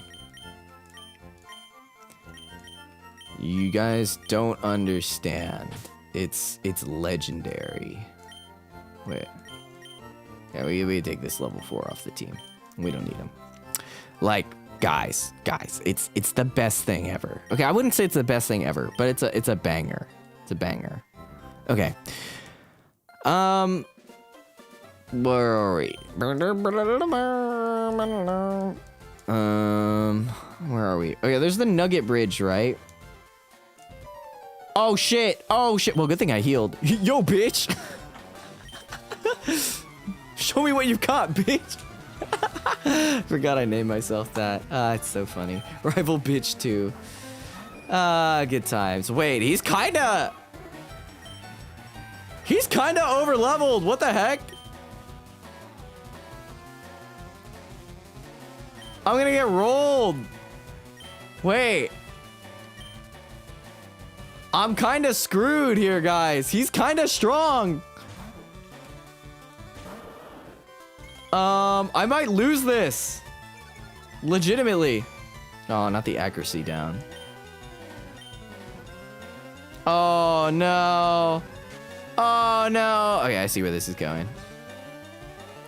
It's fine. We'll just do a quick swap here. Quick swap. Karupuse? Yeah. Everyone calls it different things. Okay. I see what you're doing here. Wait, if you have a Pikachu, I'm kind of screwed. Why don't I just use Mudsport? Yeah, easy clap. Wait, are we Nuzlocking? No, we're not. But like, I'm still kind of scared because my team is like not really that strong. I don't know if he has an electric type. How many resets for the shiny Squirtle? A little under 2,000. Not bad, honestly. Actually, insane rates. Ow! I can do that too, though. You're not special. My quick attack is quicker than your quick attack. But I'm gonna gust. I think it does about the same amount of damage. They have the same base power. Hey, stop copying me! Stop copying me, it ain't funny! But yeah. Guys, 80% of the chat, 81% of the chat has not seen the Sakura-kun 2006 commercial. Chat, you have to watch the Sakura-kun 2006 commercial. If you haven't seen it, go watch it and come right back. This is important. This is very important. Double kick. Okay, quick attack, I see you. This probably won't kill it. Okay, that's what we like to see. This should like give a ton of EXP. Or not. Abra. I think it's just the starter here. Because we need Pidgeotto, I mean, Japagio for the Bulbasaur. for the Ivysaur at this point. Or a water gun. Ah, yeah. Teleport. Yeah. You do that. Oh. Oh, you haven't evolved yet. What the heck? Alright, I'm not messing with this. I'm gonna get hit with a fat whip here, and I'm not gonna like it. That was a crit. That's fine. It's a crit. We're gonna go Gust. Yeah, we outspeed, and then we Gust Quick Attack, I think, for kill. Yeah, holy. This... Okay. That's close. Crit would have put us in dangerous range, but... Easy cleanup on aisle 6 here. Maybe Abra doesn't have confusion. Maybe we can just go crazy. Maybe we can go crazy, go stupid on it. Maybe we just finish it off and get maximum EXP. Yeah, teleport. That's gonna be a scary Alakazam later, though. Yeah, baby. Let's go, level 19, baby. Let's go. Yeah, I forgot. Pokemon had different names in different languages. Yeah, the Squirtle, Wartortle, Cotopus. Very, okay, wait. Not yet. We need one more level for Horn Attack. One more level, and then we're chillin'. We're big chillin'. Alright. Stopped evolving, good. Guess what? Chicken butt. Alright. Cool. Alright, smell you later. You know, I've never caught... Oh, he forgot something.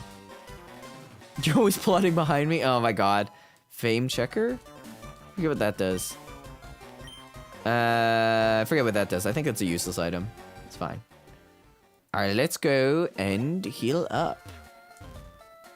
Another person has not seen the Sakura-con. Anime is here. Okay, that was awesome. Yeah, exactly. Sakura-con Ikimasu. Guys, it's a legendary piece of meme culture. You have to know this. This is a requirement. This is required study material for watching Uzuki Tomoya stream. All I can say. And what is this way? What is in the back door of your house?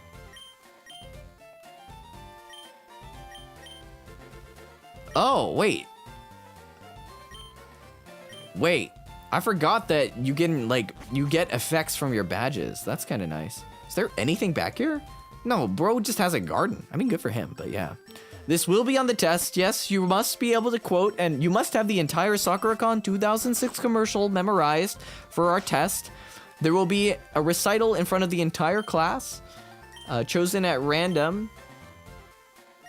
Yeah. Oh, cool. Powder jar. Nice. Huh. Hello? Okay.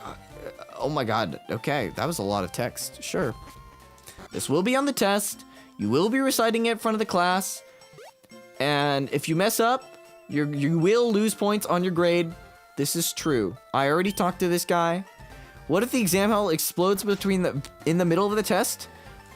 Under all circumstances, you must continue talking. And you must not stop. You must... Oh wait, no, I don't want to trade. I don't want Jinx. Why does the old man have a Jinx? That's kind of... Nah. Alright, let's see what Pokemon are over here. Wait, hold on. Let me look at the... There's like a Pokemon Fire Red, like, bridge thing. Pokemon Fire Red Nugget bridge glitch? Trick? There's like a trick. Infinite money glitch, yeah!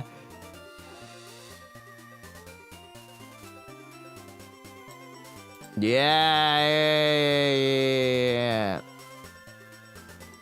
Okay, guys. We're gonna infinite money glitch this.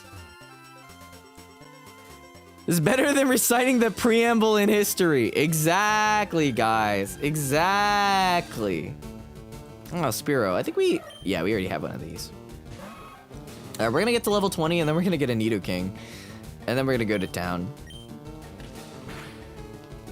Dang, that does a lot of damage. Sheesh. Yeah, this is like Yeah. So anyways, as I was saying, if the test hall explodes while you're doing your performance, you must continue. Or if you are rendered unable to, at the next available moments in your consciousness, as soon as you regain consciousness, you must continue from where you left off. If you are not in immediate medical danger. If you are in immediate medical danger, you must seek help from a medical professional. And afterwards, and you must provide a doctor's note. And then afterwards, you will be required to continue where you left off with the Sakura-Con 2008 commercial recital. Is that clear, class? Do we understand? Any questions? Any questions? This will be assigned. You will have 1 week to memorize the entire commercial. Your performance will be graded out of 10. If you fail this recital, you do not pass the class. You must continue to do. Ooh, sheesh, crit. You must continue to recite this.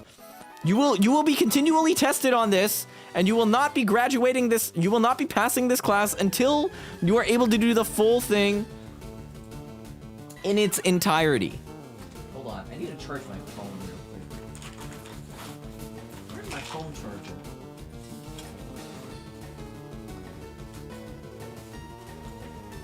Where is my phone charger, guys? Yo, guys? Oh, guys? Hold on. Here we go. Here we go. We're so back. All right, where were we? What if I never want to graduate the class? Then you must continually recite the Sakura-Con 2006 commercial for all eternity. If you are, as long as you are in this class, you will be forced to recite the Sakura-Con 2006 commercial until you are physically unable to. As long as you're in the class, you will be doing that weekly until you can pass it in entirety. But once you pass it, you're good. There's no more Sakura-Con Ikimasu. It's okay. It's actually 2009, but that's okay. Wait, what? It's not 2006? Wait.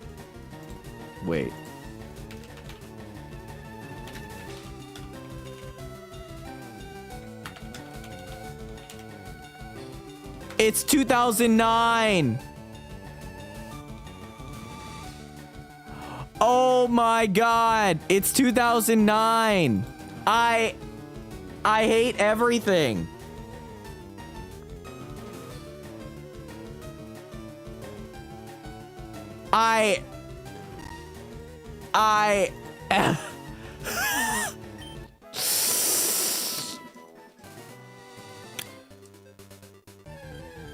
You know, adults make mistakes too sometimes. Teachers also can make mistakes.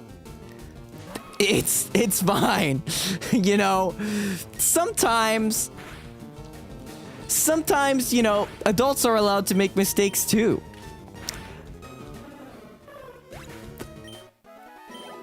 I'm going to need to take my own test. Time to remake the poll. No.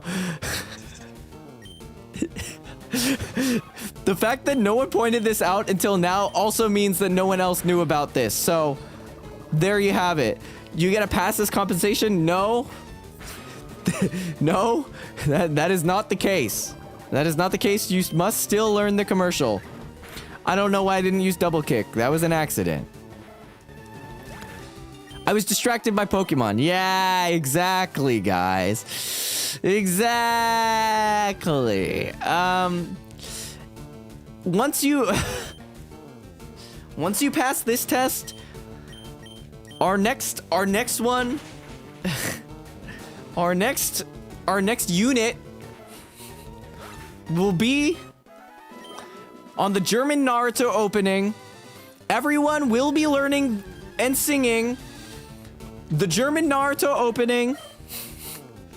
There will be no excuses.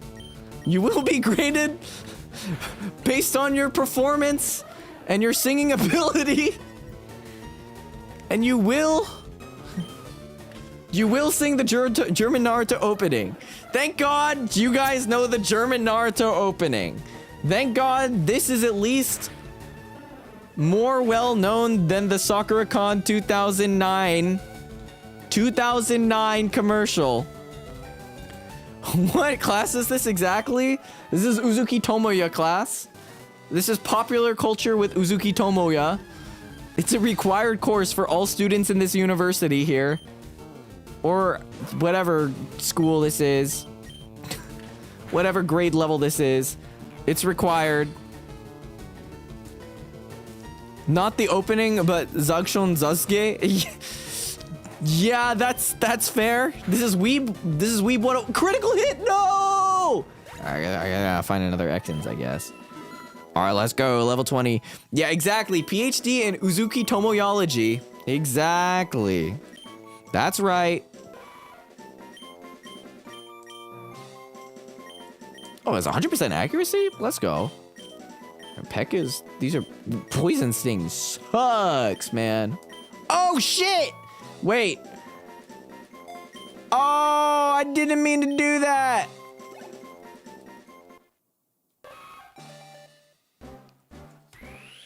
I thought it would ask me to confirm.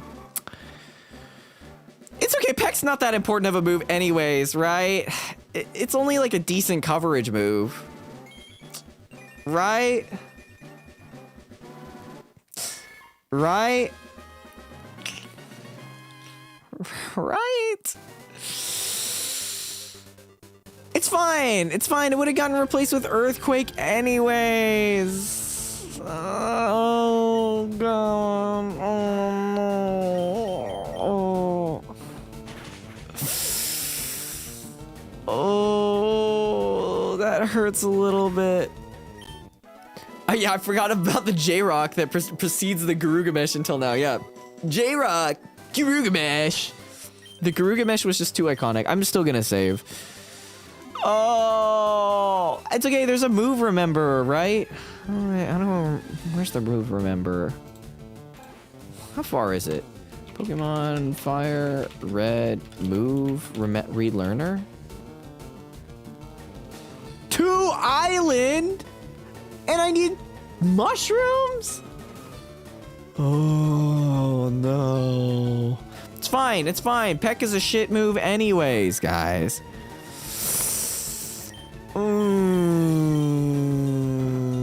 That's awkward. Okay, wait. Pokemon Mega Kick. Oh, wait a minute. Fire Red Mega Kick. Or Punch, which is better? Does it matter?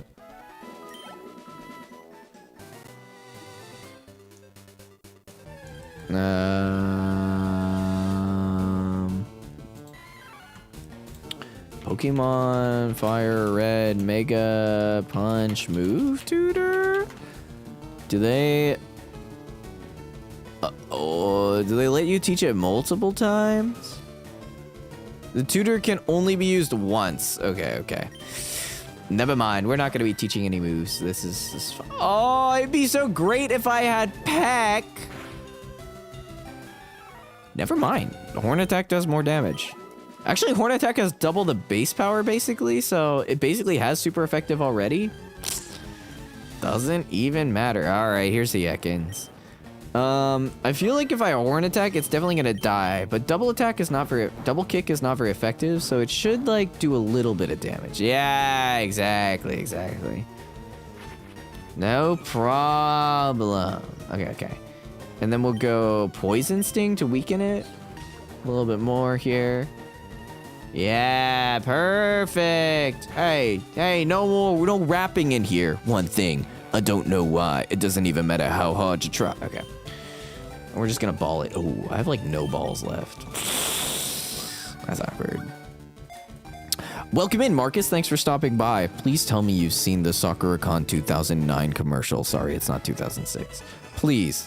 This is an important distinction. Yeah, this is gonna be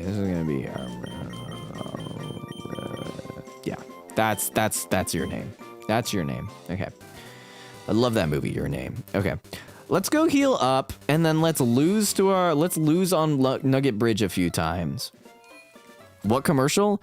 It's a meme. It's a legendary meme. Sakura, just go on YouTube, SakuraCon 2009 commercial. You will understand immediately. It really encapsulates that we live in a different time. Sorry, the poll says 2006. Don't worry about that. That was yeah. It was what it was. Can you get Premier Balls in this game? No, you can't. Okay, we're gonna get like 5 of these. Minor spelling mistake. Yeah, it was a typo. It was a typo. Okay, we're gonna get 1 antidote here. We get 1 paralyze heal. Maybe like 3. Oh, I have no money. I have no money. I have no money. Okay. All right. Well. Okay. Coming back in a minute. Thank you. This is important. Very important. It's a legendary meme. This is required learning material for this course. Okay. Let's go and move some Pokemon in here.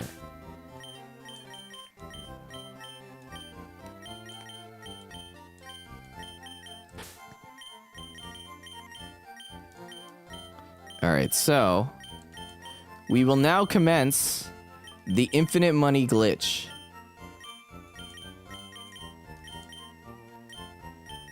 I'm gonna put everyone in here except for my starter, and hopefully my starter can just roll all of them. Surely we can roll all of them, but then lose to the grunt. Oh wait, I should spend all of my money. It is required reading. Yes, it is indeed required reading. You must learn the material. It's required reading for the course. The test will be at the end of the week. What was the camp counselor teaching you? They taught us the good stuff, the good strats. All right. We must spend all of our money. What is the most effective way? We'll buy a repel. Wait. All right, guys. Behold. Pokemon Fire Red Infinite Money Glitch. About to commence. Check this shit out, boys.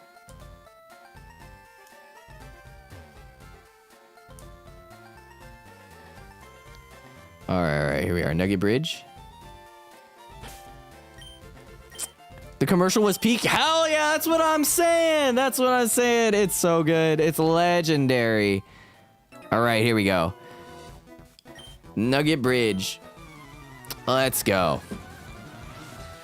So the strat here is you beat all the trainers, you get the nugget, and then you lose to the rocket grunt. It's all according to Keikaku. Translator's note, Keikaku means plan. Yeah, we just one-shot everything here. It's fine. We're gonna have a Blastoise by the time we have 99 nuggets. Ooh, bite. That's pretty good. Do not delete water gun. We will be deleting withdraw. Because I need like a non-attacking move that doesn't make this unbearable. I need a non-attacking move to just spam as they whittle me down. All right, perfect. Yes, yes. Go forth, kill them. Metapod, yes, kill them. Water gun.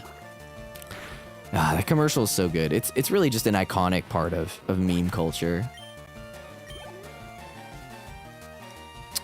Let's see, the last move is Tail Whip, right? That's perfect, because it doesn't lower their attack, but I'm also not going to be hitting them. So, wow. Oh my god. Jesus. Okay. I mean, pop off. I mean, holy cow. Sure. 120 bucks. Not bad. Not bad. How many trainers is it?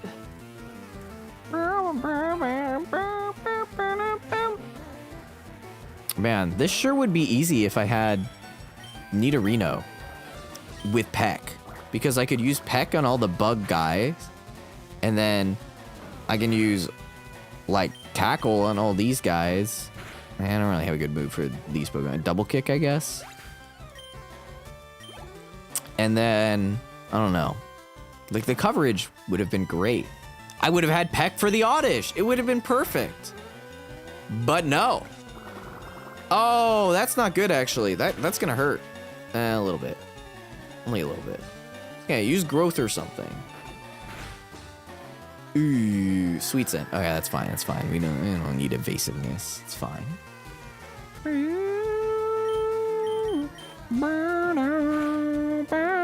This music is so nostalgic. Holy cow. You're playing a challenge or a regular playthrough? This is a regular playthrough. I'm just having fun with my shiny Pokemon. Shiny Pokemon make me happy. Woo! Woo! Critical hit? Wait, not even. Dang. That's what I like to see. Yeah, it's nothing too interesting here. I'm just playing the game because I like to play the game. It's just a fun game, you know? Alright, let's see what we got here. There's like 5 trainers on this. This is kind of a gauntlet. It's kind of nuts. Maybe I should have brought like more than one Pokemon. Ah, it's fine. It's fine. Starter's OP anyways. Alright. Let's get that Nugget. Get these nugs. Alright. Easy clap. Please have another Sandshrew. Do it. Oh, Ekans. That's fine. Actually, if I get poisoned here, it's not bad. Alright, Intimidate doesn't matter because water is special in this game. This will be fine. Did you reset for Shiny Wartortle or just lucky? I did reset. I did like 2,000 resets. Roughly. A little under 2,000. But they were all off stream because... Honestly, I wasn't even planning to stream this game until I hit the shiny, and then I was like, you know, it'd just be fun to stream the playthrough. So, yeah. Oh, there's like 5 trainers here. This is quite something. Now, it'd be insane to hit this off of my first go, but no, not that insane. Yeah, the dedication. Yeah, I just enjoy shiny hunting. It's like a. It's like playing Uma Musume, you know what I mean? Ooh, wait, that's gonna hurt. It doesn't hurt that much. Wartortle has good defense. It's like the same thing of playing Uma Musume.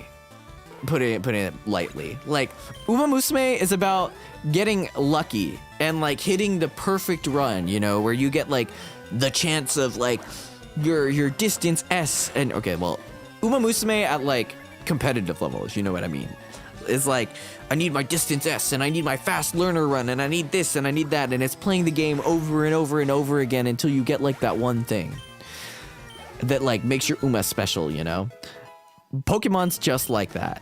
Shiny hunting, I mean. Because you're like, I need a reset, and I need to get, like, my... What the heck? I heard something in the background. Oh, sorry, that's my alarm. It's like, what's that noise? Oh, it's my alarm. So who's saying, guys? Oh, it's me. Yeah. Pokemon's just like that, shiny hunting. Because you're like, I need that, like, one shiny. And you just reset and reset and reset and reset and reset until you get it. And then when you get it, you're like, I'm free! But, like, the thing with Uma Musume is you kind of... Ooh, wait, this could... that's not going to do that much. Uma is, like, you kind of, like... Use your Uma in, like, one's champions meeting. You use it a little bit for team trials. But Pokemon, you travel with your shiny and you experience the world together with it. And it's like, it's special, you know? So yeah. Fabulous prize. Yay, Nugget!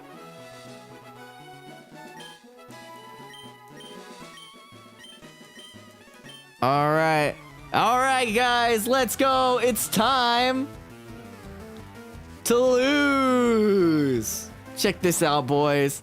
Infinite Nugget glitch, baby. This is gonna be so clean.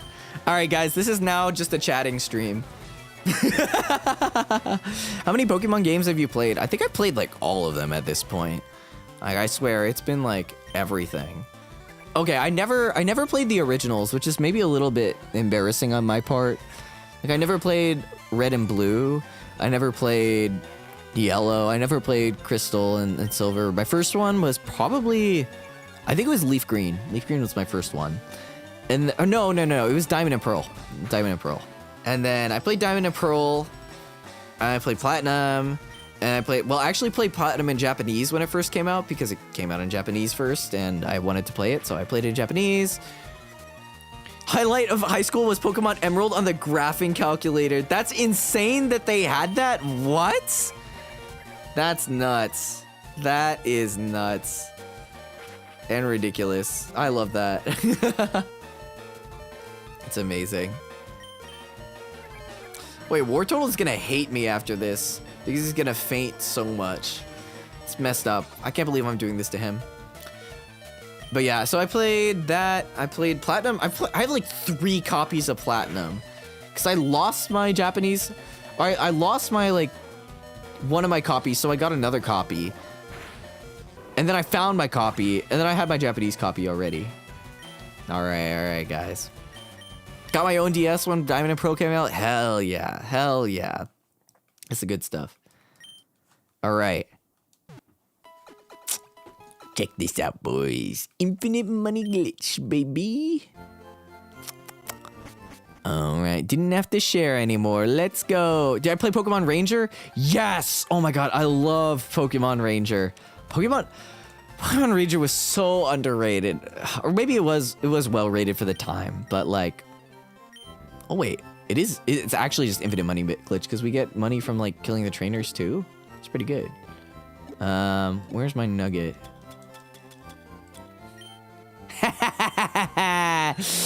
Check this out, boys. We got so much money. It hurt my hand bad. Yeah, it really messed up my DS screen, like really bad. Like there's so many scuff marks from like the stylus encircling. But like I love that game so much. Like screw the Manaphy egg. Wait, I actually don't need to battle all the trainers again and again? Oh, this is awesome. Wait, this is actually so easy. I could just bring a super weak Pokemon and just like instantly lose. Oh my God. It's not infinite EXP glitch, but like, holy, wait, this changes everything.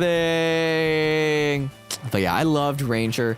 Holy cow, I'll never forget how hard that freaking Rayquaza capture is so freaking difficult. Like that game was genuinely physically challenging, but it was so fun. Like the story was good. Like the gameplay was actually really interesting. I really liked, I think the one I played first was actually Shadows of Almia, the Darkrai one. That was so cool. Like, I love the story there. And then like, I forget what the special Pokemon you got from that was. Maybe it was Manaphy also. But yeah, I really liked that one. And then I really liked, what's the other one? I like the original too. I like the Islands one. I really liked all of them. But guys, the elephant in the room. Pokemon Mystery Dungeon. I was just thinking about this game the other day. I love Pokemon Mystery Dungeon.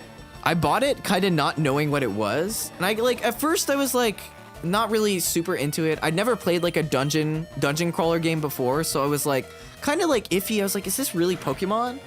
But I played it and my God, the gameplay was really hard. But it was like, 1, the gameplay was super fun. 2, I lose 300. It's fine. It's fine. I'm literally going plus 4,000 every time. There's no reason to like, yeah, there's no reason to need to like min-max and like buy. Actually, wait, if I spend all my money and then I just have the nuggets, it is technically a little bit more effective. Who's the weakest Pokemon in my box? You shall become my sacrifice.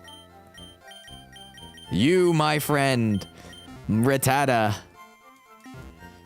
You shall become my sacrifice. I owe you everything, Rattata.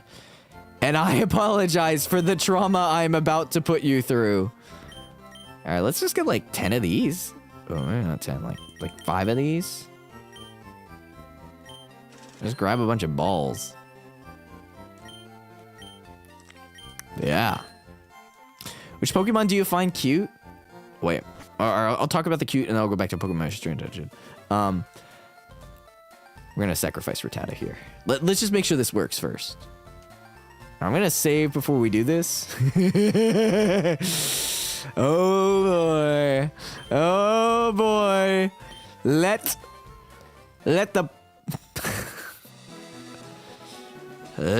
the sacrifice commence. Infinite money glitch, baby. Okay. I like a lot of cute Pokemon, but I have to say, it's tough because there's so many good ones. I love the one that I've been like obsessed with and getting so much. Like I liked one post and then another one showed up and I kept liking them and it just kept going. Psyduck. I love Psyduck. He's just my spirit Pokemon now. Like back in the day, I wasn't like super big Psyduck fan 100, but like nowadays I'm just like, bro, he's just a little guy and his head hurts and he's just trying to get around in the world. Ugh, I love him so much. He's just a little guy and I relate to him kind of.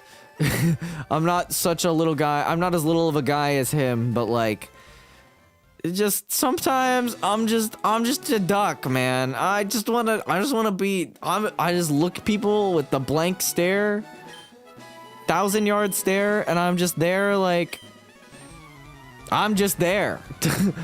Not a single thought in my head.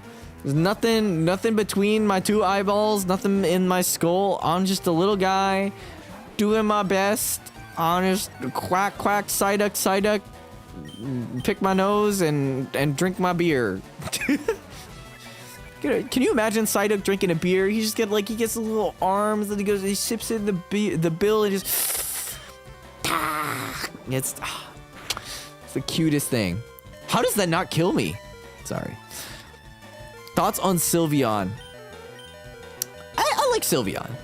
I can't say I'm super attached to Sylveon, but I think Sylveon's cool. I feel like Sylveon has like that like cool, like cute, like it's like your pet dog kind of appeal, you know? I like Sylveon.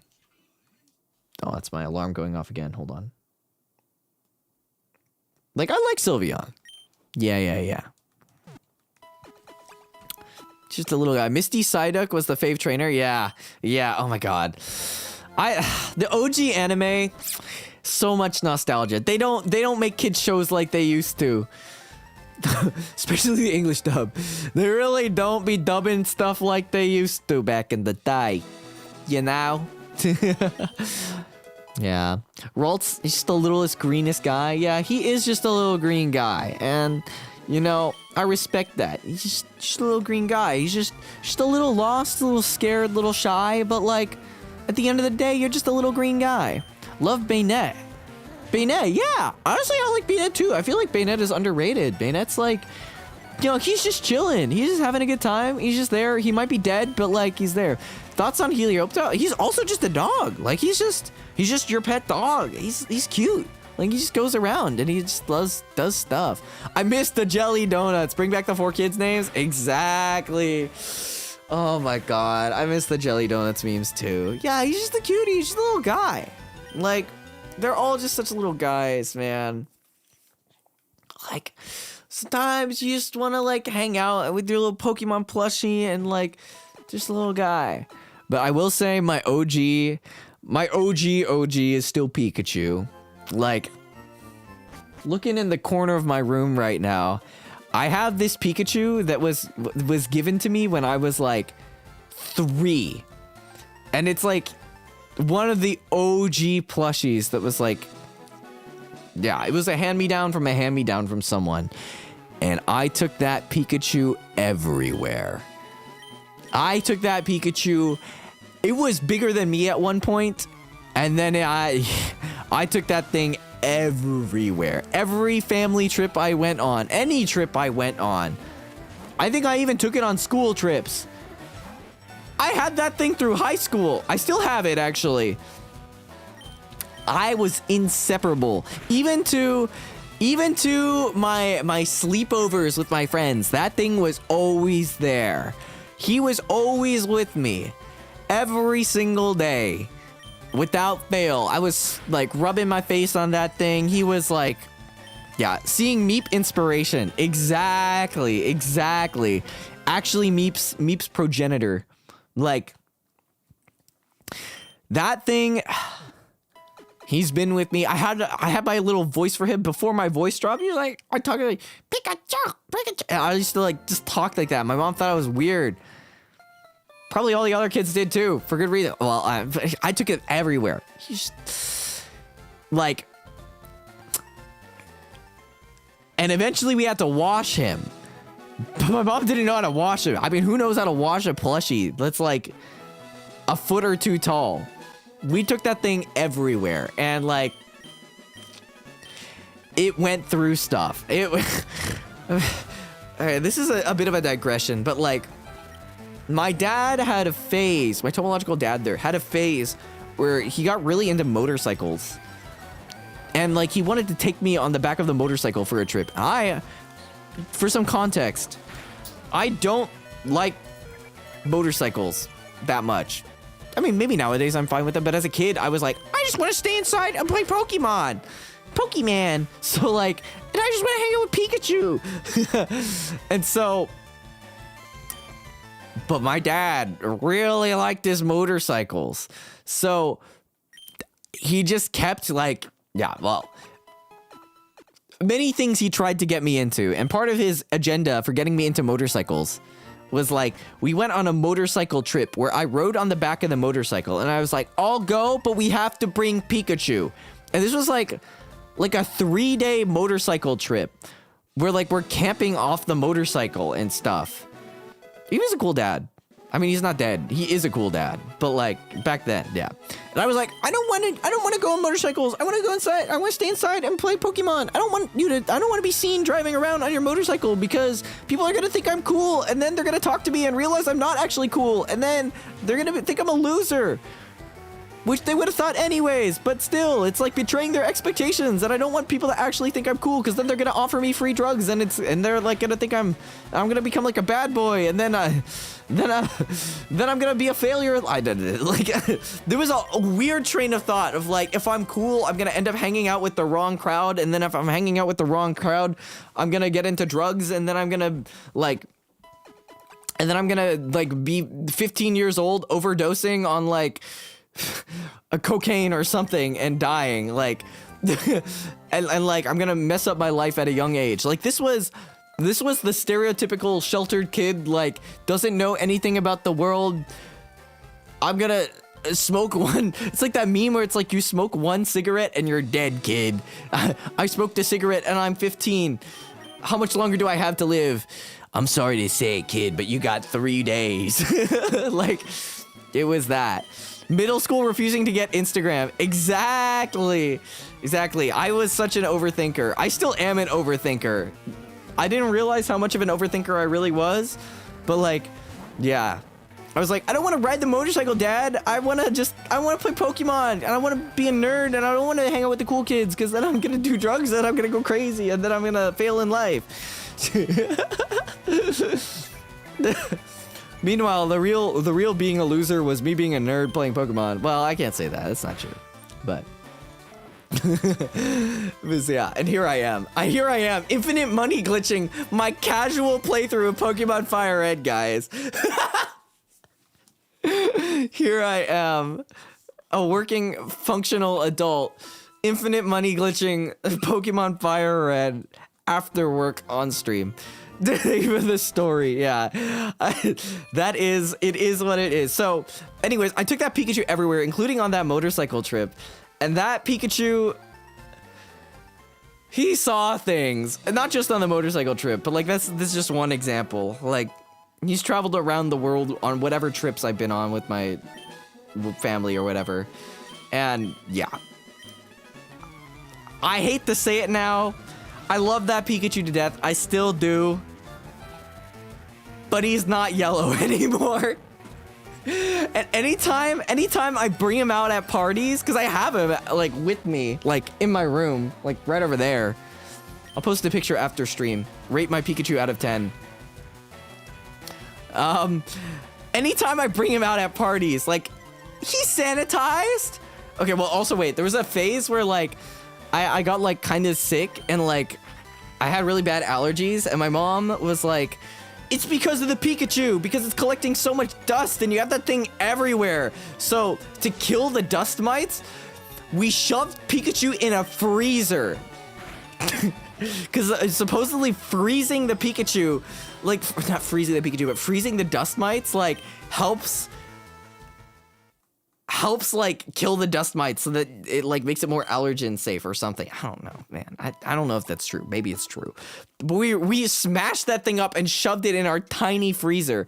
It's like one of those freezers that's like on the side of the fridge, but it's like this, the drawer types, right? There's a lot of real estate, but like this did not have much real estate because one, we had a ton of food in there, and two, like the drawer is maybe like 2 feet by 2 feet. And that Pikachu was not 2 feet by 2 feet. Actually, maybe it's like 1 foot by 1 foot. I don't know. But that Pikachu was not fitting. And we smashed that thing in there and like kept it in there for maybe like a month, I think. Like there was one, like it came out of it, and after that, I still loved it. It's like, it had like a nice, like, you know, crispness to it, but like that thing was not round anymore. Like, there was one time I thought I lost Pikachu for good because I had like this idea of shoving him inside of this box that I had for some reason. This Pikachu's been through like almost as much as this Rattata has been through. But like, I shoved this Pikachu in like this elongated cardboard box, and we went on like a day trip or something, and we came back and I forgot that I put it in the box, and eventually like someone else in the house like threw out the box. It was in the trash can, and I came home and I was looking for Pikachu and I couldn't remember that I threw it in the box. And like, I was like panicked because I couldn't find Pikachu. I cried so much because I couldn't find my Pikachu that I loved. That was like my brother, I'm an only child. Like my actual like biological sibling. I thought it was gone for good. I was so sad. And then they're like, this box feels a little heavy, and in the trash can they opened it up, and inside Pikachu was shoved in there, and we rescued him from the garbage. Well, he was shoved inside a cardboard box in the recycling. It was sanitary, but still, like, we saved Pikachu, and I had never been so overcome with relief because I was probably like 10 or something, which is still like a little old to be super attached to a plushie, but I think you can never be too attached to a plushie. And I was so relieved that we got Pikachu back. Like, genuinely, I had been heartbroken that like I lost him. I lost him for good. But we found him after like a few days, and oh man. Yeah, this is a whole anime episode of your life. It really is. It really is. Sometimes I forget that I have good stories to tell, man. I was an entertaining kid. In a way, like I have some funny stories. This is triggering my memory, and it's good. It's great.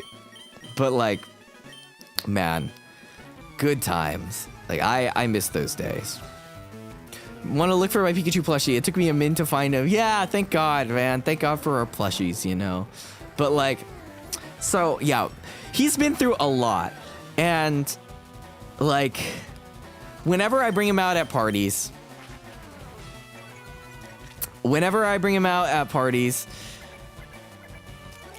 People just look at me and they're just kind of like, I'm not touching that thing. They're like, the first response I usually get is, ew.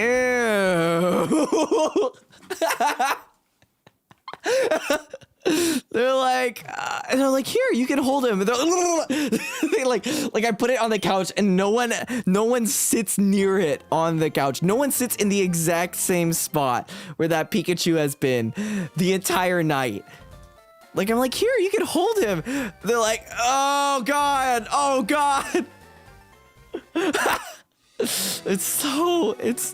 He's just a little well-loved, guys. Their first reaction is just, he is well loved. They're like, I am not touching that.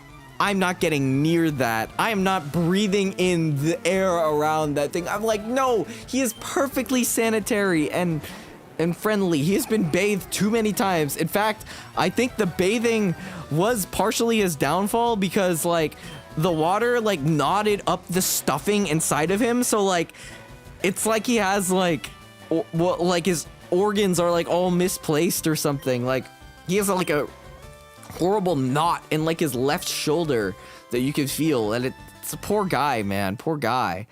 Like, he's just, yeah. Like, poor guy. Yeah, he doesn't stand on his own. One of my friends had a similar Pikachu. No, I think he had actually two other kids in my school had the exact same Pikachu. I don't know where they got this Pikachu from, but it was the exact same model. I don't even know where you can get it from.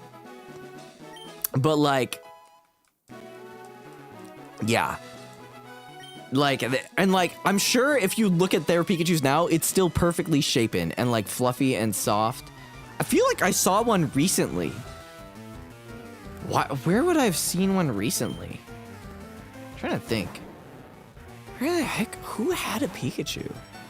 I feel like, maybe I'm hallucinating. Maybe it was a dream. I feel like I saw one though. And it was like, wow, it's so soft and fluffy and like, no, it's just my Ditto plushie that I got reminds me of Pikachu in his prime. I also got a Ditto. I also really like Ditto. Ditto's like my second favorite. But yeah, wondering if the same as mine. Well, it's not the same as yours now, that's for sure. Need some time, tennis ball therapy in the dryer. Yeah, no, like, I think, yeah, the washing like got him all stuffed out. And also like the detergent we used probably like made the color fade a little bit. So like the color kind of changed, and also when you dry it, like the stuffing doesn't dry evenly, and it doesn't come back to like what it used. Like we would soak him in the bath and stuff, and like, yeah, like when you dry him, he kind of just like sits out, you know. We just kind of had to hang him, and like all of the stuffing droops and stuff, and he just like, yeah, poor guy, like. You hang him by the ears, like the tail almost ripped off like many times. Like he has stitches in his tail to like hold it together. He has stitches in like one of his cheeks where he had like a rip and stuff. Like he's been through a lot. He's really been through a lot. Let me take a picture. Where's my phone? Where is it? Where did I put it? Huh? Hold on. Is it in here? Wait, guys. Oh, there it is. Yeah. Is it charged? My other phone. My non-VTuber phone. Alright, it was off. Alright, I'll take a picture of him. Let me find him. Also, there was a question that there was ever a Tomo plushie. No, there hasn't been. Because one, I don't know how to make one. I've never done my own merch, which is something I really want to do. Especially for my birthday, but it's too late for that because my birthday is this week. So we will be doing maybe belated birthday merch. But it costs a lot of money. The only merch we've done is through Tsunderia and through Nen, who helped set up the current merch that's in the description. Plug! Check out the merch in the description if you're interested in Uzuki Tomoya merchandise. It exists, and it is very cool. I think on AliExpress, but you can do it, but there's minimums. I see. Yeah, I've never done a plush. I would be Tomo merch. It's in the description. But yeah, I would love to do like a Nui or something, or like a Pape. Like I really love the ones that Niji-Sanji has with like the hole. It's just really convenient for like, you know, using and stuff to like finger puppet. It's just really cute. Like, yeah. But I think that's like trademark or like copyright or something. Like the design is like a trade secret, like how they do that. So I genuinely don't know. So I don't think I would be able to make one unless by some miracle I was able to like do like the same manufacturer or something. I think actually one of my friends does plushies. I might be able to ask how they do that. Seen some indies get papes. Really? Who? Do I know them? DM me. Or put it in the server that I don't check that much. FSP also has papes? Is that true? I didn't know. I didn't know. I only have the Claude Claw Mark pape. I'm gonna be so real. But like, hello, welcome in, Shiro P. They do. They have the holes too. Okay, to be fair though, FSP is like, they're the real deal. They have the Japanese. They're a Japanese company. They have the means. I don't got shit. I'm just a guy doing my own thing. Do I also take my pape everywhere? Yes, he's actually just always in my backpack. Permanently in my backpack. At a moment's notice, I could whip him out at any time. That sounded wrong. But yeah. It's like my new Pikachu. Pape. Is it Poppy? Is it not Pape? Is it not Pape? Is it Pape? Is it Pape? I like calling them Papes because Pape. But yeah. Pepe? I'm sorry, I'm calling them... Oh, Pape? Where are the Oshikatsu pics? I don't want to make Clawmark feel weird. Not that it would make him feel weird. Maybe it's weird that I'm doing it though, you know what I mean? Because I'm like his friend. But I think whenever I bring it out, he's like, he just looks at me and he's just like, bro. And I was like, Lamau. And then he's like, bro. It's true. It's true. Well, for a while, we weren't talking about that stuff, so that's fine. I should. Wait, I should. Clawmark meets Pikachu. Wait. wait. I'm gonna take the picture now. Hold on. It'd be big. I'm gonna grab the Pikachu with the Clawmark peak.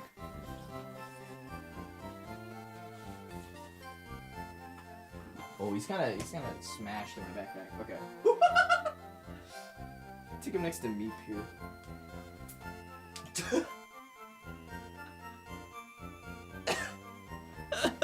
Okay. Here we go. Oh, it actually looks quite yellow with this lighting right now. Wait, hold on. If I turn on this light,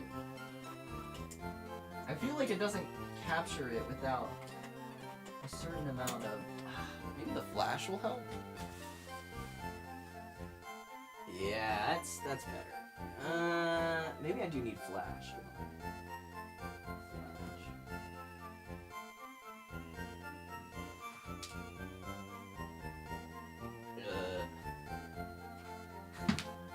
Oh, that's a good pick. That's a perfect picture. Is that how do I turn on flash? Flash on. Yeah, wait, that captures it perfectly. Okay, wait. The eye's a little freaky in that picture. Let me fix the eye. Yeah, there we go. Let's try this again. Yeah. Oh my god. Okay. Hold on. This is a classic, guys. This is... Oh god, I can see why. I'm not gonna lie, with this picture, quick, plushy, flash, feet, the Pikachu I had since I was 3, Meep for comparison, some guy.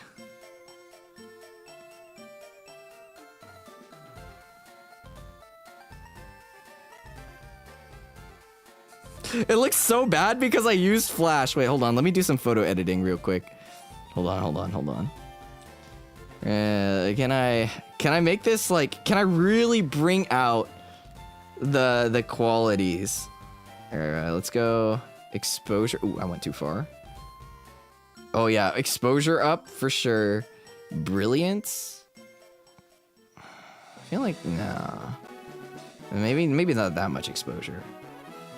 Yeah, brilliance down. Sorry, you can tell I'm like doing this at the same time because I'm not running in the game because I'm like one-handing this and trying to do the photo editing. Shadows? Oh yeah, shadows up. Contrast? Probably keep the contrast where it's at, honestly. Brightness? It's fine. Black point, you can probably black point it a little bit. Saturation. Ooh.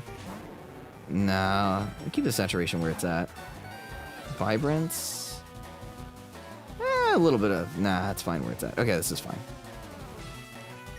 All right. Sent the pape thing to Tomoyachi chat. Okay, thank you. All right. Yeah, he's seeing new sights, that's for sure. Touching things, maybe others would be ashamed to, others would be scared of touching.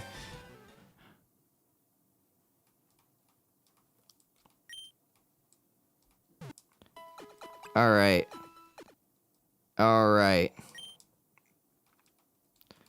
There we go. It's posted. It's yeah, it's certainly something. Let me return Claude Clomer to his resting place in my backpack, just so he's ready at a moment's notice. Yeah. Oh God.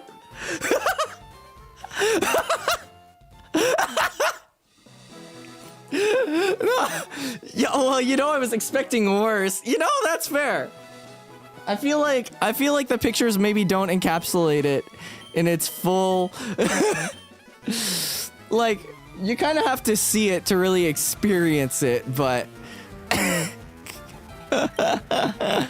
he's been through a little bit,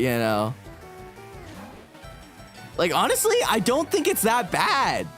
Like, I feel like I've seen, like, that Shikawa plushie, right? From the meme.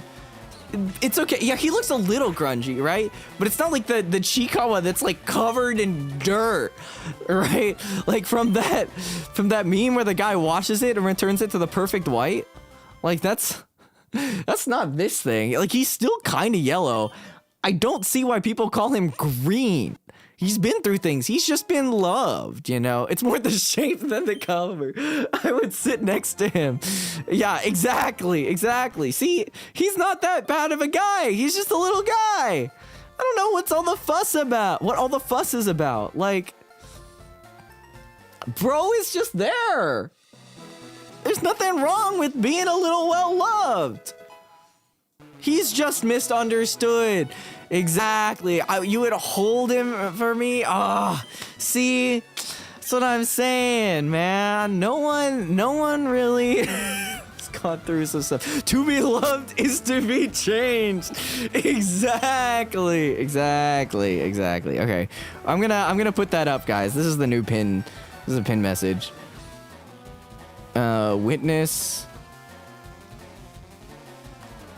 Witness, I understand now. Witness. Bear witness. Did I spell bear right? It's fine. I think it's spelled like the animal. Bear witness to my Pikachu that I've had since I was 3. Ah, shit. Wait, that's not.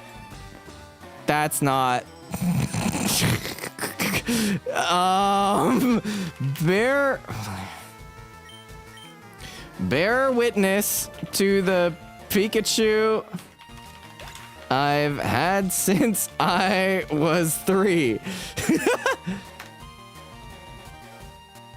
Yeah, there we go.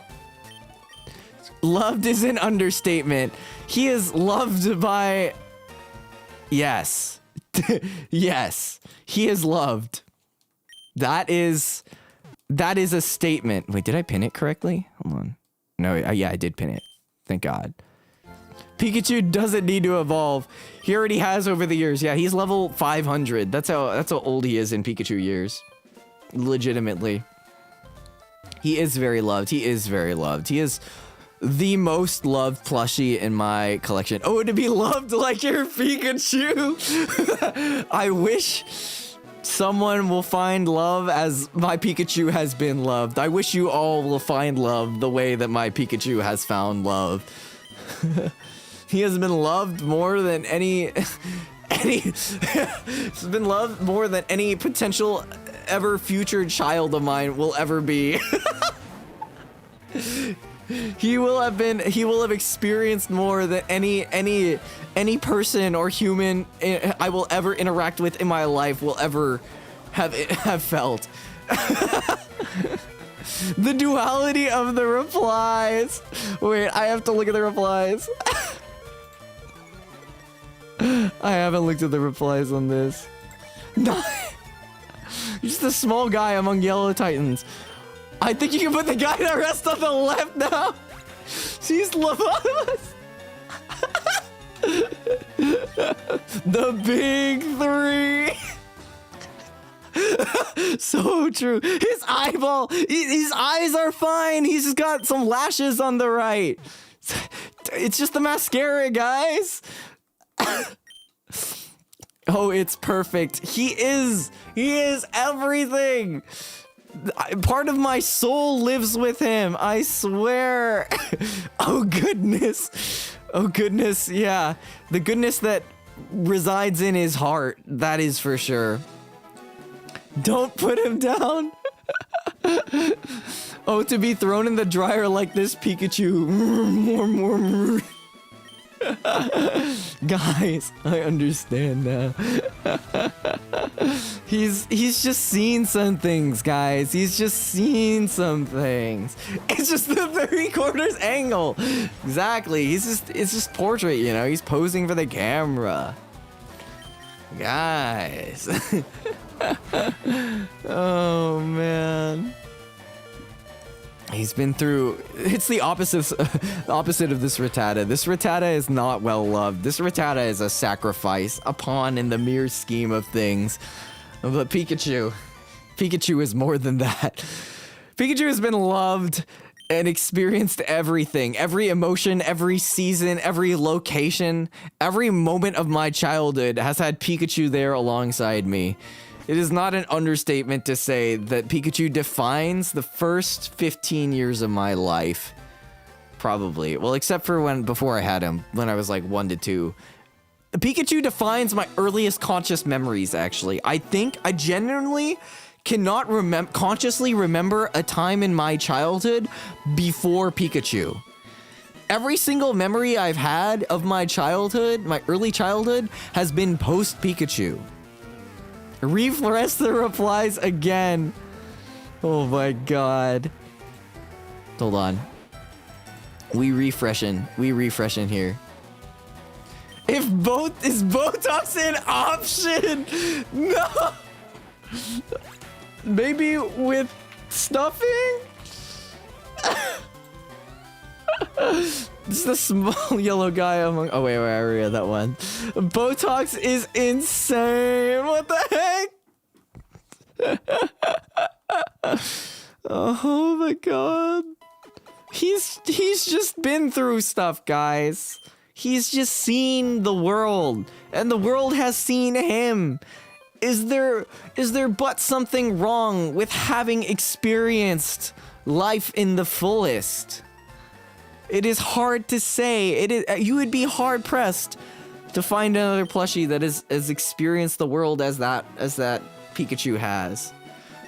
BP before Pikachu. It's insane. He was there when my brain booted up. Yeah, he was there at the inception of all memories formed within this tiny ass head of mine. Where's the craziest place he's gotten to go? This is going to come off very privileged, I think. I think he's been to the South Pacific. Like, I think he has been to Tahiti. Genuinely. This is maybe a bit of a long story. But I think Tahiti is like the craziest place he's been to. Genuinely. Tahiti, Moorea, and the South Pacific. Mr. Worldwide. This is a story on its own. Okay. We are going to talk about my childhood here. We are going to go deep into my Ash's Pikachu. Okay, I don't know. Ash's Pikachu has been across like every single nation. Ash's Pikachu has been to like the Hawaiian Islands or whatever Sun and Moon is. Like Ash's Pikachu. Okay, well, it's maybe on the same level, you know. Like, okay. So the long story short, which is not really about Pikachu. Tahiti sounds cooler than Alola. Honestly, maybe it was, given the context. I will say, the Pikachu has never been scuba diving, but that was the premise for the trip. So, we're going to talk about, and I will acknowledge that this story does come with quite a bit of privilege that I've been able to afford throughout my life, and I'm very lucky and fortunate to have that experience and the childhood that I have been able to afford growing up. But this all comes with a grain of salt. So, or not a grain of salt, but this is a true story. So my tomological dad there, we're gonna drop the bomb here. My parents divorced when I was 1. It was then that Pikachu was my only support as a child. This is not a joke. But in order to tell the context for this story, this is important context to get out of the way. That the life I experience is consequence. Oh, yeah. Oh. So my oh. Guys, it's for the better. My parents hate each other. It's fine. Like, it's for the better. It all started when my parents divorced at a young age. It happens. Sometimes divorce is for the better, and this one was definitely for the better. I have no recollection of my parents being together because my first recollection is Pikachu. Tomological divorce, yes. Anime origin story gets a little more detailed. Sorry, yeah, we gotta drop the tragic backstory before we can get to Pikachu going to Tahiti. So my as a consequence of this, my dad has been afforded the ability to sail around the world. So his dream, he is a man of many hyperfixations. Not much unlike me, where I have hyperfixations like Pokemon and Uma Musume and Pokemon, and so he has been places, and one of his hyperfixations was motorcycles, and then he got bored of motorcycles and Grand Archive, yeah, and so he had a hyperfixation on boats. He was like, I really like boats and scuba diving, so as a consequence to that, well, he sold, well, he didn't really have a house. He stopped renting a house and an apartment and instead channeled his savings and a loan, I think, probably, into buying a boat. Like a living boat, a boat that you can live on. Like a 60-footer or whatever, which is insane. Like, this is an insane amount of money, keep in mind. Like, how? I don't know, man. I'm never gonna have that much money in my life. Again, I've lived a very privileged life. Let's leave it there. So he has this boat, and he decides that he wants to sail around the world and scuba dive everywhere he wants to sail around the world, which is cool. Like, it's good for him, right? Like, so on his journey across the world, he decides he's gonna go from the western coast of the United States of America to Australia and stop by Mexico and stop by the South Pacific and plenty of other places, Hawaii, all sorts of stuff on this boat. And his master plan is for me at like age 10 to get my diver's license, because that's the earliest you can get your diver's license, and meet him, fly out over my summer break going into high school. Was I 10? Maybe I was not 10. Maybe I was like 14 or something. I don't know. This is the summer before I entered high school. And like fly out to meet him in Tahiti, and then he would pick me up from the airport there, and then we would go around on this boat to all of the different islands in the south, in French Polynesia. And then I would fly back. There was like one island at the end of the chain, at the end of like the month long or like 3-week adventure or whatever it was. I forget. It was 28 days. It was a while. And then I would fly back, and yeah. And of course I had to take Pikachu, because Pikachu was my everything. There was no way I was not going anywhere without Pikachu. One Piece is real. Exactly. Like a houseboat. So yeah. apparently when I was 10 or whatever, and like entering high school, I got a diver's license. And I took my like scuba diving, like open water dives in Moorea, which is like the island next to Tahiti. And Pikachu was just there. Pikachu was just on the trip. My dad fully supportive of Pikachu. He was like, yeah, bring Peek on the boat. It's good to have him here. And yeah, so Pikachu has been to Tahiti, Moorea, Bora Bora, and a bunch of the other islands. What other islands are in French Polynesia? Those are the main ones I remember, but French Polynesia islands. And yeah, we're just going around between the different islands on the boat. It's really something.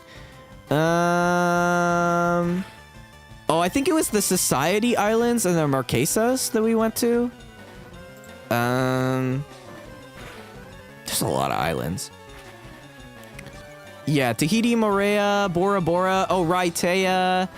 I think I liked Huahine. Raitea was nice. I think we went to Taha for a little bit. And then Mapuha? Manue? I don't think we went to those ones. I remember, I think it was Huahine had like this, or maybe it was Taha. I think it was Taha. Had like this like, actually, this is the craziest thing ever.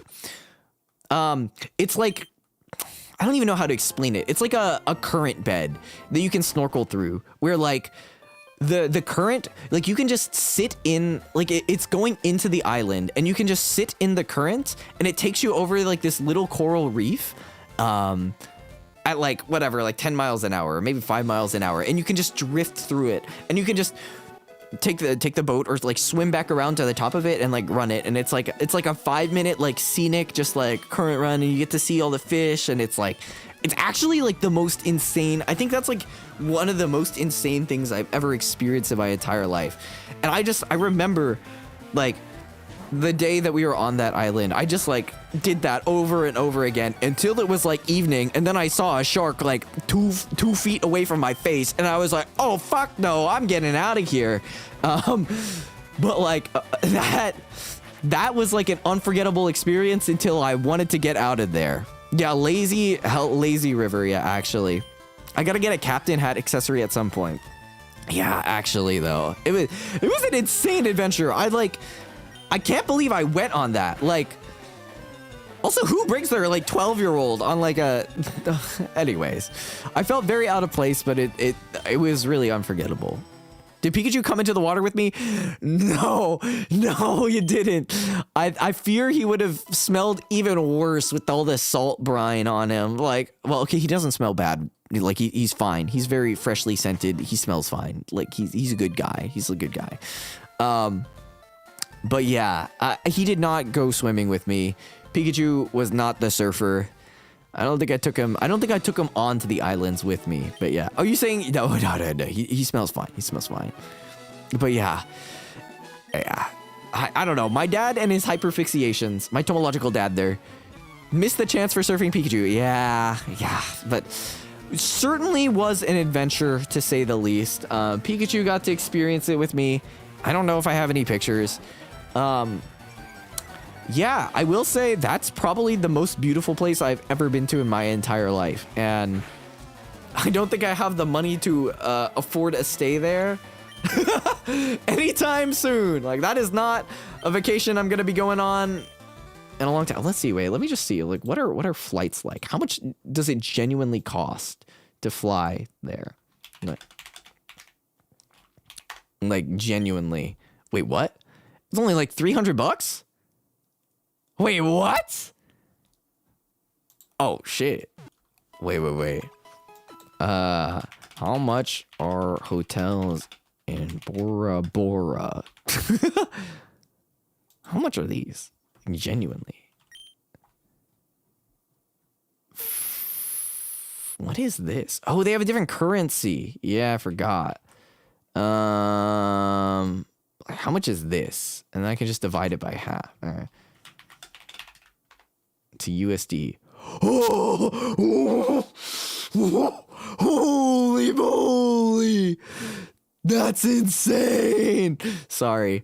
Yeah, I'm never affording that. What do you mean $100,000? What? That's crazy. Sorry. Oh my God. Is that a night? Holy cow. Is that a night?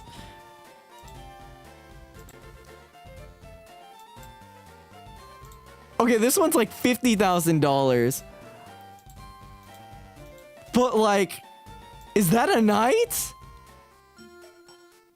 We're showing the best price per room for one night. Oh, maybe it's because I'm booking like... No. No. This is the year-round pro... Oh my God.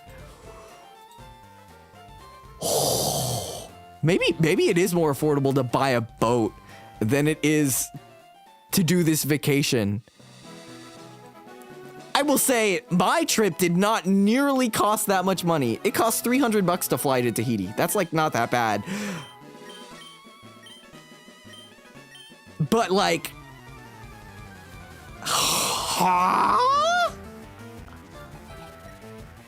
maybe that's why he got a boat. Yeah, that is an unfathomable amount of money. Who can afford to go there? Huh? Time to get my own boat. Yeah, wait, how much does that cost? Maybe in 10 years I'll have enough to expend all of my savings and get a boat, guys. Yeah, leaf raft. Holy moly. How much? Wait. Maybe it's just because it's Bora Bora. Maybe other places.